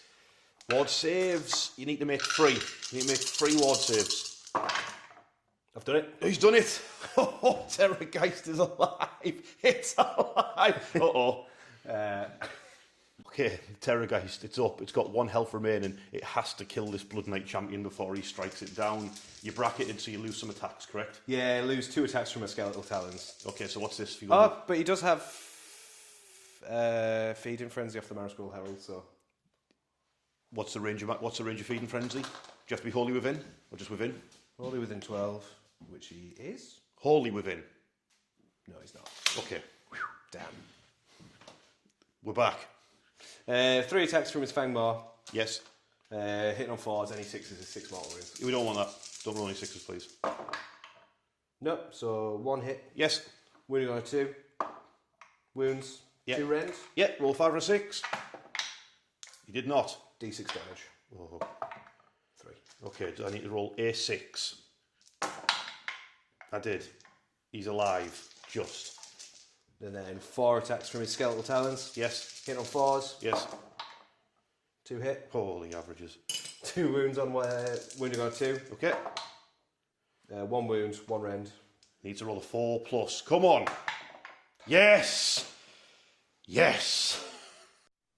Imagine if my Blood Knight champion decides to become an Askurgan Trueblade after he slits the throat of his Terrorgeist. Come on, son. 4 attacks, hitting on 3s, wound on 3s. Kill the beast. 2 hits, that's not very good. Wounded on a 3. He's only done 1. Just 1 slice straight through its throat. -1. 1. So a 5-up save. Yes. Oh, he's done it. 2 damage. 6-up wards. Oh. He's done it. Oh, he slits its throat. Okay, that's pretty cool because it means the Blood Knight could potentially get a stat boost. He'll also heal up at the end of the turn because of that. But now we've got the Varg skill. The Varg skill to attack because if it kills a unit, it'll heal up fully. So it's going to put his attacks into the 2 ghouls. So first up, it's lacerating fangs. -1 to hit, remember. Yes, so hit once. Wounds on a 2. Yeah, wounded, that's -2, 3 damage. Yeah, he chomps down those 2 ghouls and has himself a lovely feast and heals up. Nom, nom, nom, nom, nom. Last up, Vhordrai. Can he take a single wound off of that Marrow Scroll Herald? We'll start with his lance. You only hit twice with it. Come on, Vhordrai. 2 wounds off him. -2 damage. 2. 6 upwards. Yes. No. Yeah, so he's skewered on Vhordrai's lance. End of turn stuff. Okay, end of turn stuff is done. The Blood Knight healed up to full. Vhordrai then granted him +2 movement, so he's now got movement 14. Which I think, if I'm his next turn, if I get to rally, the extra movement I would get from bringing back an extra Blood Knight, if I did manage that, plus the 14-inch movement, I might be able to swing around and maybe get to that back objective, or just do a thunderous charge into some poor unit. Yeah, that's where we are at. So I've got that flank. Jack's got this flank. Scores, I'm on 35 because I did the second part. Will give me another dice. So I did the second, move that book out the way in my phone. I've done the second part of that battle tactic. I'm like I say, I'm still working towards that one. So I've got 5 points for having that objective over near Vhordrai and the skeletons, and then I got 5 points for the battle tactics. It's now going into turn 4. So Jack, let's grab a dice and let's see what's happening. I got a 4, respectable number. I got 4, which means I go first. I believe so. Because Ty's the first player goes first, doesn't he? So it's not a double turn, yeah? No, yeah. Okay. Flesh Eater Courts, turn 4. Okay, here we go. Flesh Eater Courts, turn 4. I'm going to be able to do the entire turn in one video. So, Jack, talk us through what's happened, mate. Hero phase stuff. What did you do in your hero phase? So I casted a few spells. Yes. I activated the Place of Power to try and heal that Morbeg Knight that was on 1 health. This is a Place of Power, this tower. It didn't, it killed it. It killed him, yeah. However, that meant in the following movement phase, yes, the Abhorrent Archregent could use his 6 Noble Deeds to bring 2 Morbeg Knights back. Yeah, that was this chap here, yeah. Yeah, onto that objective. Yeah. I've moved the Crypt Horrors around and did a bit of support. Yes. I also rallied back in the hero phase the Crypt Guard. Yeah. So they're now only missing a couple of dudes. Yeah, they've got deranged transformation on them as well to give them the extra movement, so they've done another move block that just blocked the damn dragon. And then Ushoran spent 6 Noble Deeds points to bring on 10 ghouls right at the back. Yeah.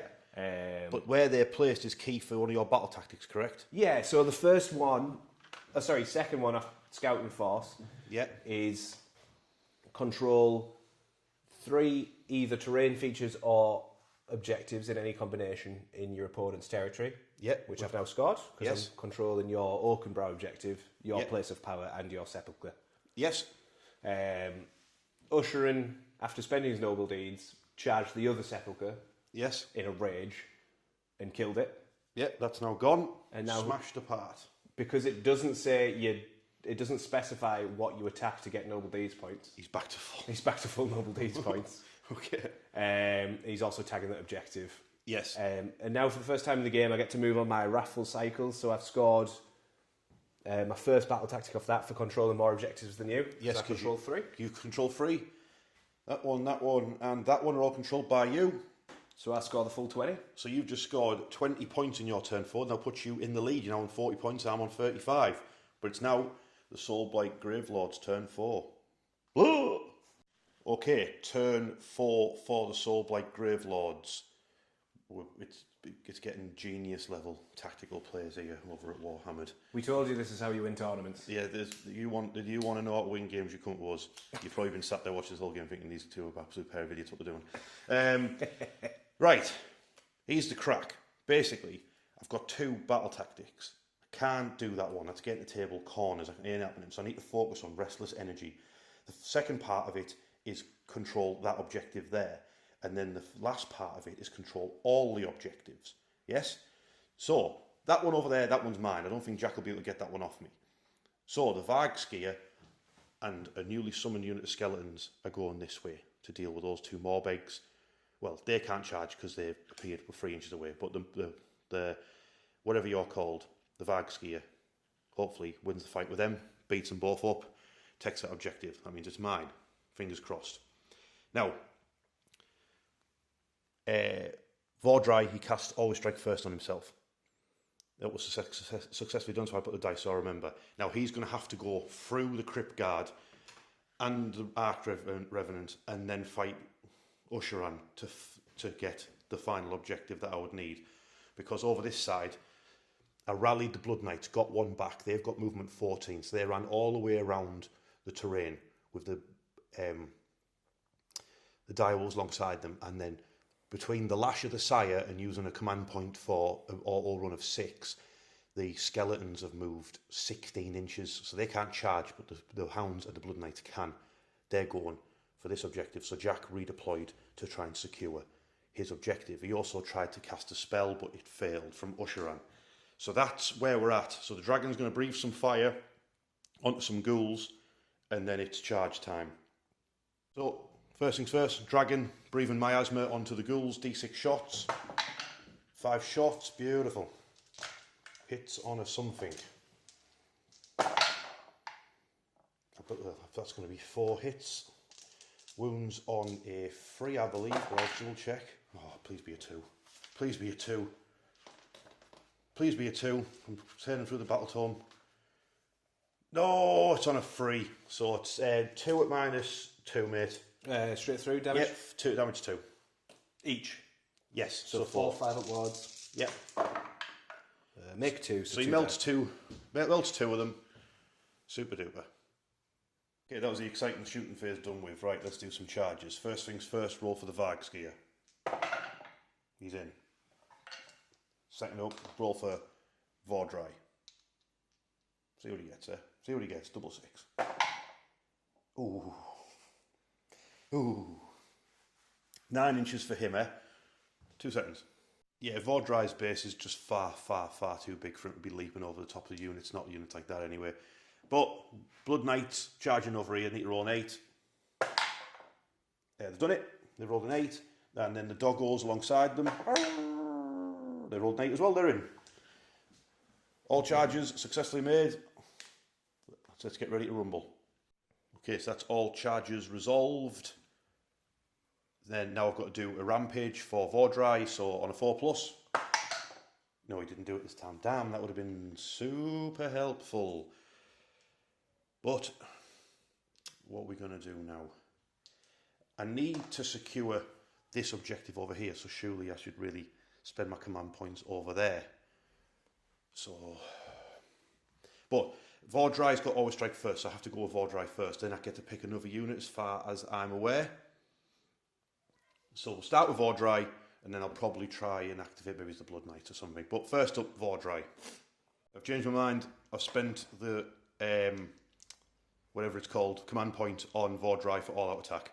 So he gets -1 save, correct? Yeah, -1 to a save, yeah. -1 to a save, but I'm hoping there's no one, I hope there's going to be no one alive to even bother with that. He can do potentially up to 40 damage here, and then maybe he's a power through at the end, see what happens with that. So, first up, his lance, now hitting on a 2. That's 5 hits, and because he's in the back anal of blood, he wounds on a 2 with his lance. Yes, that's 4 -2. Straight through. That's that is 3. That's 12 damage. Because +1 damage because of the lance. So that's 12. 5 upwards. 12, 5 upwards. I make 1, 2, 3, 4, 5. So 6 die. What? No. 7 die. Yes. Yeah. Okay, next up, it is the Maw of the Dragon hitting on freeze. There it is. Oh, come on. Wounds on a 2. Yep, that's straight through as well. Another 3 damage. Come on, Jack. Come on, Jack. The claws of the dragon. 4 hits. These are wounded on 2s as well. They're only -1, so you get save against these, so it's 4 6-ups. Yeah, 8 damage.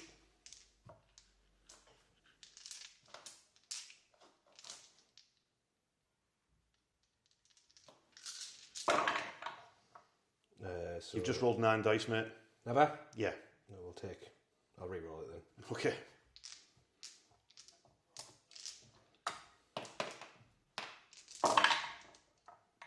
One, 2, 3, so 8, 9, 10, 11, 12, 13. 13 in total gone. Yeah. Okay. So it's 13 killed by Vhordrai. That leaves Vhordrai in combat with 2 ghouls, so I might try and power through and get rid of them. But do I need to? I'll have a think. Anyway, over to the Blood Knights. So the Blood Knights are going to put their attacks into put them in those big ghouly boys. The Crypt Horrors. Grab them by the ghoulies. So that's 7 attacks. Hitting on 3s, so that's 6 hits. Wounding on 2s because they are vampires. That is 5 at -1, mate. Bear with me. Okay. Surely they've got a 5-up save and you're down to a 6. Yeah. Yeah. How many? 4, 5. 5. 5 6s.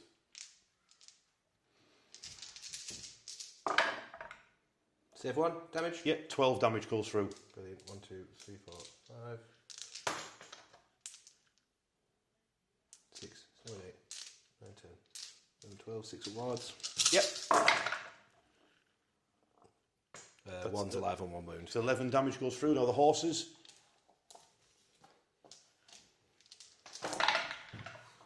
Okay, that's 4 hits. And wounded on 3s. That's 3 more saves from the horses, no rend. 5 ups.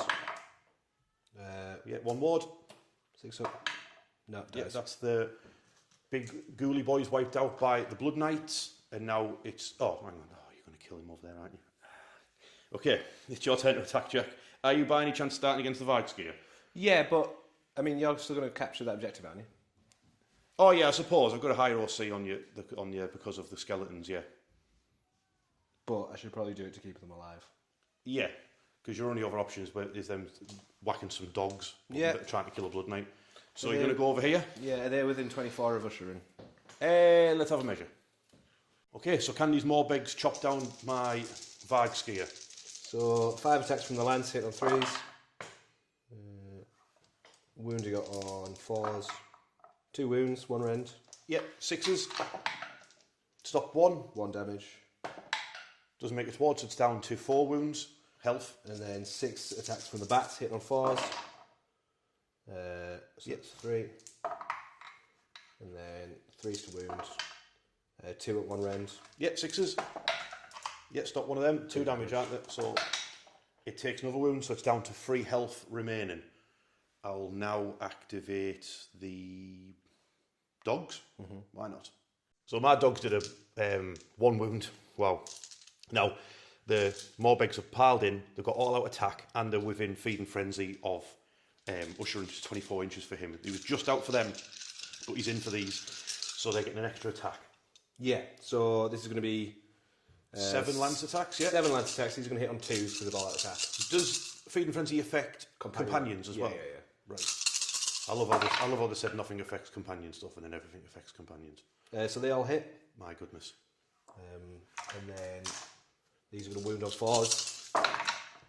So that is 1, 2, 3, 4 at 1 rend. Yep, 4s. So I fail 3.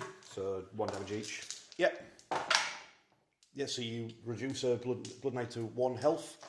So I need your bats to span their attacks. Why did they get extra? Why did they? So there's going to be 8 attacks hitting on 3s. Yes. 1, 2. Don't they hit on 4s, the bats? 4, 5, yeah. Oh, you've already attacked them, yeah. And that also affects companion stuff. Yeah. But nothing else does, apart from these things. Wounding on 3s. That is 1, 2, 3.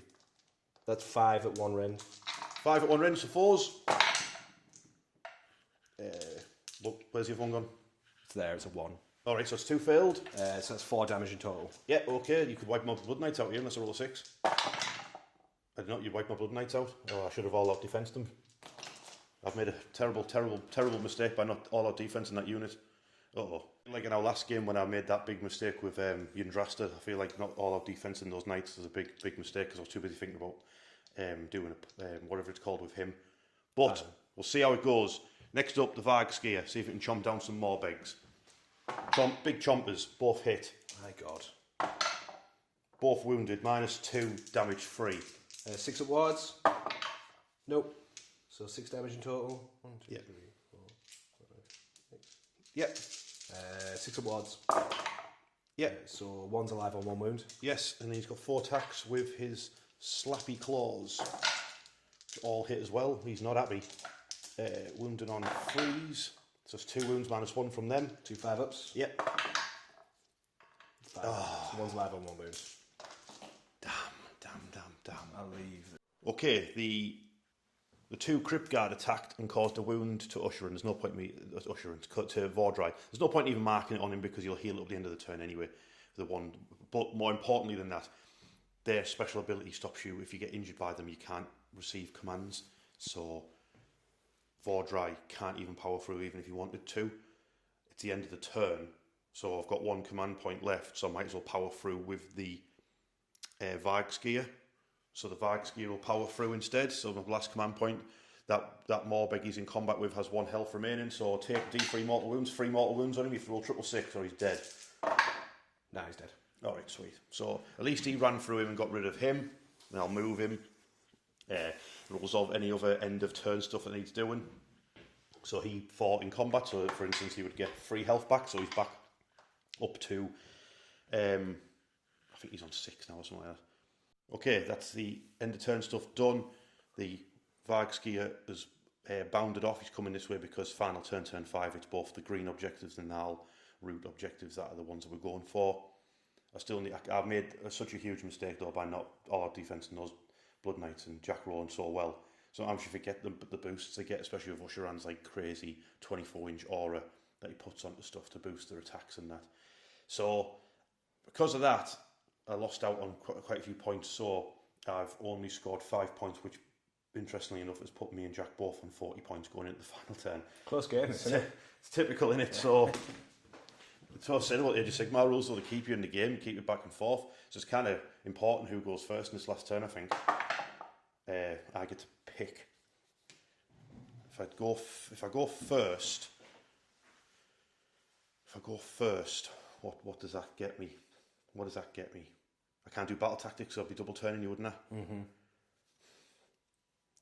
And that objective over there is mine, so I'd have to get to this one, which Ushoran stood on top of. What would you do? Okay, I've had a think. I don't know if it's the right idea, but I'm going to take the double turn. I don't like the idea of Ushoran and the archery and everything just piling on Vhordrai in the centre, because that doesn't get me anything. So I'm going to take the double turn. It's now both the green objectives that are the ones that we score for, yeah? Mm-hmm. So I have the one at the back, and I need to try and get this one here and make sure Jack doesn't do any shenanigans and get the one behind me. So, wish me luck. Here we go. Okay, here we are. Final turn for the Soulblight. Big play time. So, here's what's happening. Vhordrai just doesn't like casting spells, so let's all move on from that. But what is really, really good is the Lash of the Sire, which is on the White King. So because of that, I've got an extra 6 inches of movement out of my skeletons, and then they've moved for another 4, and they're thinking about going for the Archregent instead, because I can't do battle tactics because I'm doing a double turn. So Dog's going to fight the Morbegs. Great stuff. Good, best luck to them. What I need to have happen, because the skeletons over there are just going to go fight those ghouls. They're trying to work on Jack's battle tactic, which is capture terrain pieces in my territory. So best luck to those skeletons. Kind of what the whole thing rests upon. That objective over there is 5 points for me. I need to get this one. The Vargskier has got a 3d6 charge. He could, if he rolled high enough, he could charge Ushoran and get around the back.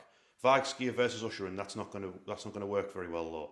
What I need is Vhordrai to kill those 2 Crypt Guard with Dragon Breath and then charge then charge Ushoran. That's what we need. We need to have a showdown between 2 main models and then have a scrap for this objective here. Then that would potentially get me 10 points, depending on how the fight goes. So, Ushoran also redeployed. He moved 2 inches sideways because he was trying to make it so basically the massive base of Vhordrai can't get through the gap and get to the objective. He's going to have to charge into Ushoran. So that's where we're at. That's movement done with. It's now the shooting phase. We need that dragon to melt both of those ghouls. So first things first, I know it's going to reduce my save, but you've got to risk things in war. I'm playing command point for all-out attack on the Dragon Breath to melt those 2 ghouls. I need those 2 ghouls gone and unalived. That's... Yes! Right! That's 6 shots. Hitting on where is Vhordrai's thing. Hang on, pulled up his war scroll. Right, 2s to hit with the Dragon Breath. Oh, there, look, stop it! Stop it! 3s to wound. 3 of them. They're at -2, damage 2. So 6 wards. Yeah, unless you want the all-out defense. No. Okay. Nah. Okay, so they're melted. Good.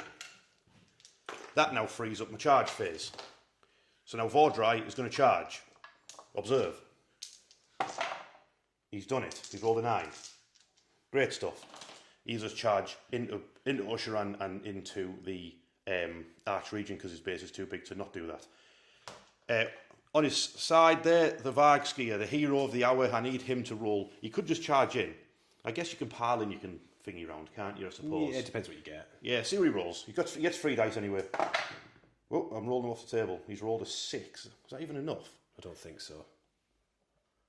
Let's try again. Let's try that again, eh? That's better. He's in. And then I'll roll for my skeletons. Go on, skeletons. Yeah, they rolled a 9. They're not happy. And then, oh, my White King at the back over there. He's got an 11-inch charge to reach those Morbegs. Yeah! Oh, no, he's not bothered. He's like his ankle snapped. So I'll get these all moved in. A question arises. We're checking. Did they get rid of all-out attack for the shooting phase? Seems odd. The Dragon still would have killed those 2 dudes anyway, but yeah. Because it's... Maybe they have. Maybe they're trying to tone down shooting in Sigmar, but it is what it is. Let's get on with some fighting. First things first, I do my rampage. On a 4+, I cause that many mortal wounds to Ushoran. Get slapped by a dragon. You do not get slapped by a dragon. That's not a good start. And now, Ushoran gets to roll for people in combat with him, so... Fights last on the Vargskier. Yeah, no, we'll do it on okay. Vhordrai first. Okay, you need to roll 6? No. The Vargskier, don't roll a 1? Yeah. Yes, the Vargskier's got to strike last, but Vhordrai does not. Speaking of Vhordrai, all-out attack again. All-out defense. He's crazy. This is the moment we've all been waiting for. Dun dun dun dun dun. So cinematically comes the health bars. Get those health bars up on the screen. It's Dark Souls boss time. Okay, Vhordrai versus Ushoran. First up, the lance hits on a 2. Right. It's a good job I did all-out attack. So I've got the back anal of blood, so I wound on a 2+. That's 4. Because of your, you've got +1 save because of some Ushoran shenanigans, and you've got all-out defense, so you cancel out my rent, so you're on your normal 4+. I take 1. Jack. What's the damage on 3. that? So 5 at wards. So I take 2. So yep. Total 14. He has 16 to start. Yeah. Okay. Next up, the Dragon Maw. Oh, you did that last time, you absolute idiot. Right, wounds, that's -2, so you only normal save again. Yeah, you passed it. Oh, no. Right, the Dragon's Claws. Hitting on 3s. Wounding on 2s. Oh, that's 3. But now that's only rend 1, so you've actually got 3+ save against them. Oh my god, I did 2 damage. I did 2 damage. And I've got -1 save. That is not good. Over to you, Jack. Yeah, this might be a bit anticlimactic. The Arch Regent's going next. He's going to put all of his attacks into Vhordrai. And you get Feeding Frenzy? I do get Feeding Frenzy. Okay. So 3s and 3s. Okay. 1 miss. Correct.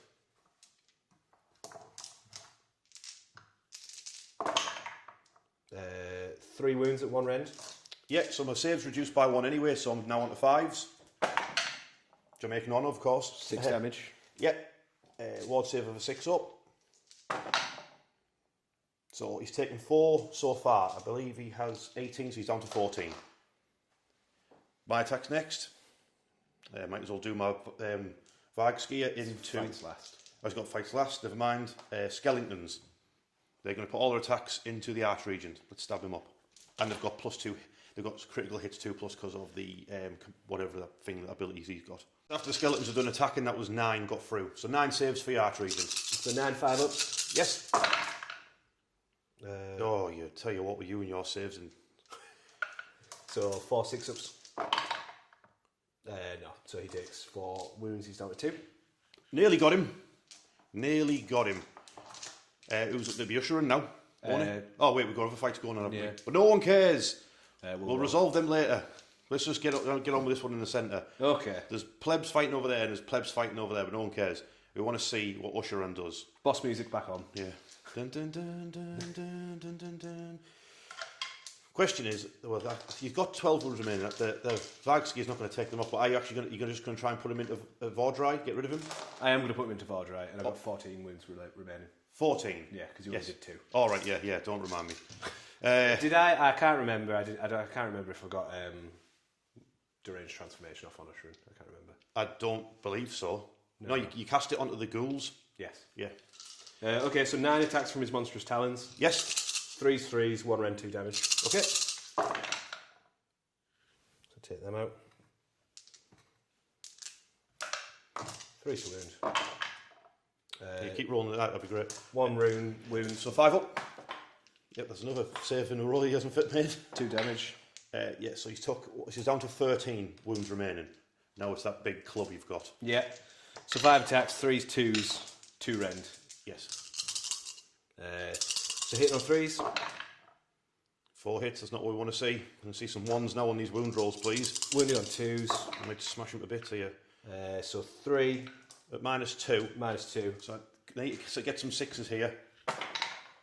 I get no 6s. 3d3 plus 9. Yes, that's not good. Oh, Jack. Please no. Oh, it's just 18 damage. Okay.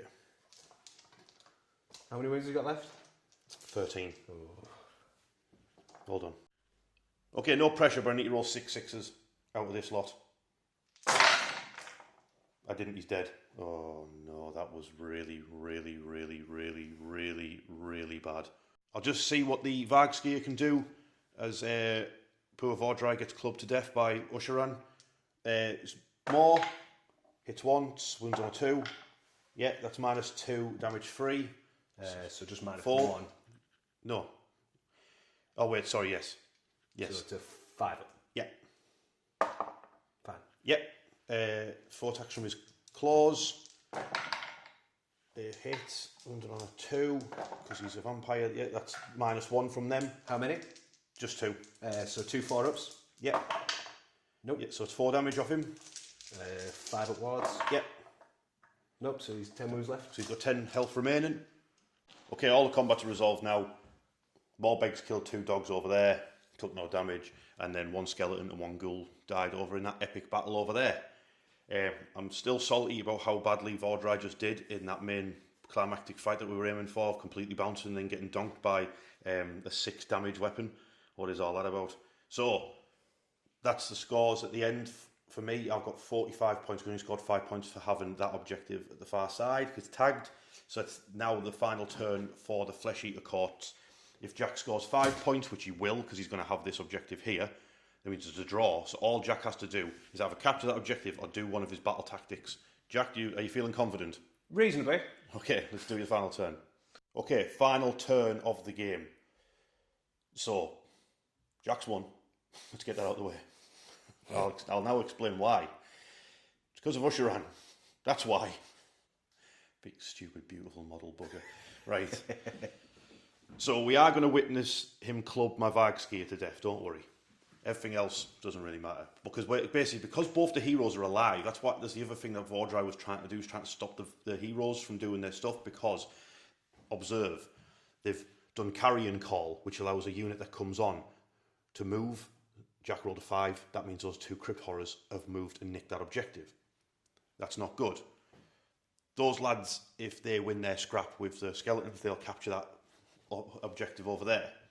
And then Ushoran is fairly confident he's going to win this fight here. We're about to find out, aren't we? It doesn't really matter what happens over there, it makes no difference. So, would we like to witness Ushoran club my poor Vargskier to death? You might as well use your mace first, mate. Just use your mace. Alright. Just use the mace. 4 attacks hit. You've got deranged for transformation on yourself as well, haven't you? Yes, he's on +1. Yes, it's 2 hits with your club. Wounds on a 2. Yeah. Goes straight through, so that's 2d3 +6. Yep. So 10. Yeah. 10 ward saves for my Vargskier. From here. I don't think that's enough dice. One more. It's dead. The Vargskier is splattered. And that objective kept... Oh, poor thing. Oh, you're doing so well. So, that's that done with. And then we'll just have a look and see if those ghouls win the fight with the skeletons, and then that's it. But you've won anyway. It's just how much did you win by? We did that fight over there, and the ghouls have secured the terrain piece, which got Jack another one of his battle tactics. So if we come to the final scores, it's 55 points to the Flesh Eater Courts and 45 to the Soulblight Gravelords. That means the Flesh Eater Courts victory. Well played, Jack. We'd like to see that. Game won in the final 10 of the game. Love it. Great game, that. Poor Vhordrai. The end of the video. Yeah, that was it. I'm so salty. Put it there, mate. Yeah, good game, mate. Great game, that. What's that mean? Thought they had us in the first half. Ain't gonna lie. Yeah. I genuinely thought I'd lost in that first turn when you on my it right flank. turned like 1.5 or something. Yeah, you were ready for the towel, weren't you? Yeah. I was gone. But you made some good plays with Ushoran. Yeah, he's like really good utility piece. He's really tanky, surprisingly tanky. Yes, as we just witnessed. Yeah, and he's really good in combat. Yeah, the fact that he has that, like, there's a lot of stuff in Age of Sigmar. It's like if you see damage free, you're like, whoa, wow, damage free. But he's D3 and then plus he turns 3. up with D3 plus 3 damage on his weapon. Yeah, it's so like that seems like the damage you'd get hit by like a mega gargant or something. Do you know what I mean? He does have quite a big club. It's gigantic. Yeah, it's right. Yeah, it's impressive. Impressive set do you have there, pal? But that 18 damage to Vhordrai, I mean. Crazy. Well, you couldn't have spiked any higher, could you really? That was crazy. Yeah. I'm gutted. I'm so salty. You get a model painted, and this is what happens. Do you know what I mean? You spend all this time, and you just get pancaked. Well, there's always next time, because as we found out yesterday, the Flesh Eater Courts Battletoad's gone on pre-order. That's correct, already. Yeah. So there's changes to your army, so I need to get this game up quick before the new book comes out, and everyone's like, these aren't really current rules. Peasants. I can't keep up. I said this at the beginning. There's too much. By the time we get filmed, a new Soulblight book will be out. Won't it? But yeah, we'll probably do another video, right? Well, yeah. Well, ideally, what we want to do is you'll get another game with the new Flesh Eater Courts books. We can talk about the differences there, and then I'm obviously trying to get the Bloodkeep army sorted. Yeah. So I currently have Vhordrai. Obviously, I've got 5 of the old Blood Knights. I've got 10 of the new Blood Knights, and then I'm going to use the old Vampire Lord on a dragon and just use the stats for an Ancient Draconif. Cool. Yeah. Sick. Yeah. I'll just put them on a bigger base. Yeah. Because you see with your Terrorgeist, they're not that much different in size. It's just this base is enormous. Yeah. Yeah. So that's between the Ancient Draconif and Vhordrai, that should be like a good chunk of like nearly 1,000 points just between them two. He's like nearly 500. Yeah. So that's what I'm hoping to get sorted for them. and then have a full Blood Knight army. And I've got the Vampire Lord on Steed as well, which is a wicked model. With also a giant base. Oh my god, he's absolutely gigantic. Have any of you actually seen how big the Vampire Lord on the Steed is? He's bigger than a Demon Prince. Crazy. These boys are on summit. Tell you what, don't know what the blood they're drinking. Gargant blood. Yeah, blood of bodybuilders or something. They're massive. They're big, enormous. What's going on? But he's on a circle base though, and it triggers me though. Why? Because all the other Blood Knights are on ovals, and ovals for cavalry give a good like sense of direction, don't they? Yeah. But he's on a circle. It's because he has like an aura ability. That's why. That's why he's on an oval base. But it still triggers me. I'm still triggered by it. But so that means, as much as we like, well, after this game, we're going to go up into my special room full of all my other toys, and you're going to have a look at the Slaves to Darkness army that we've got. Try and get them on the channel. Yeah. Maybe have a little look at what models we've got. So we'll try and get the Slaves to Darkness shown off as well, and then obviously going to have to get the Flesh Eater Cots back on again, aren't we? Yeah. Try and fight. Maybe even versus against the Slaves of Darkness. Maybe that'd be quite cool, wouldn't it? Yeah.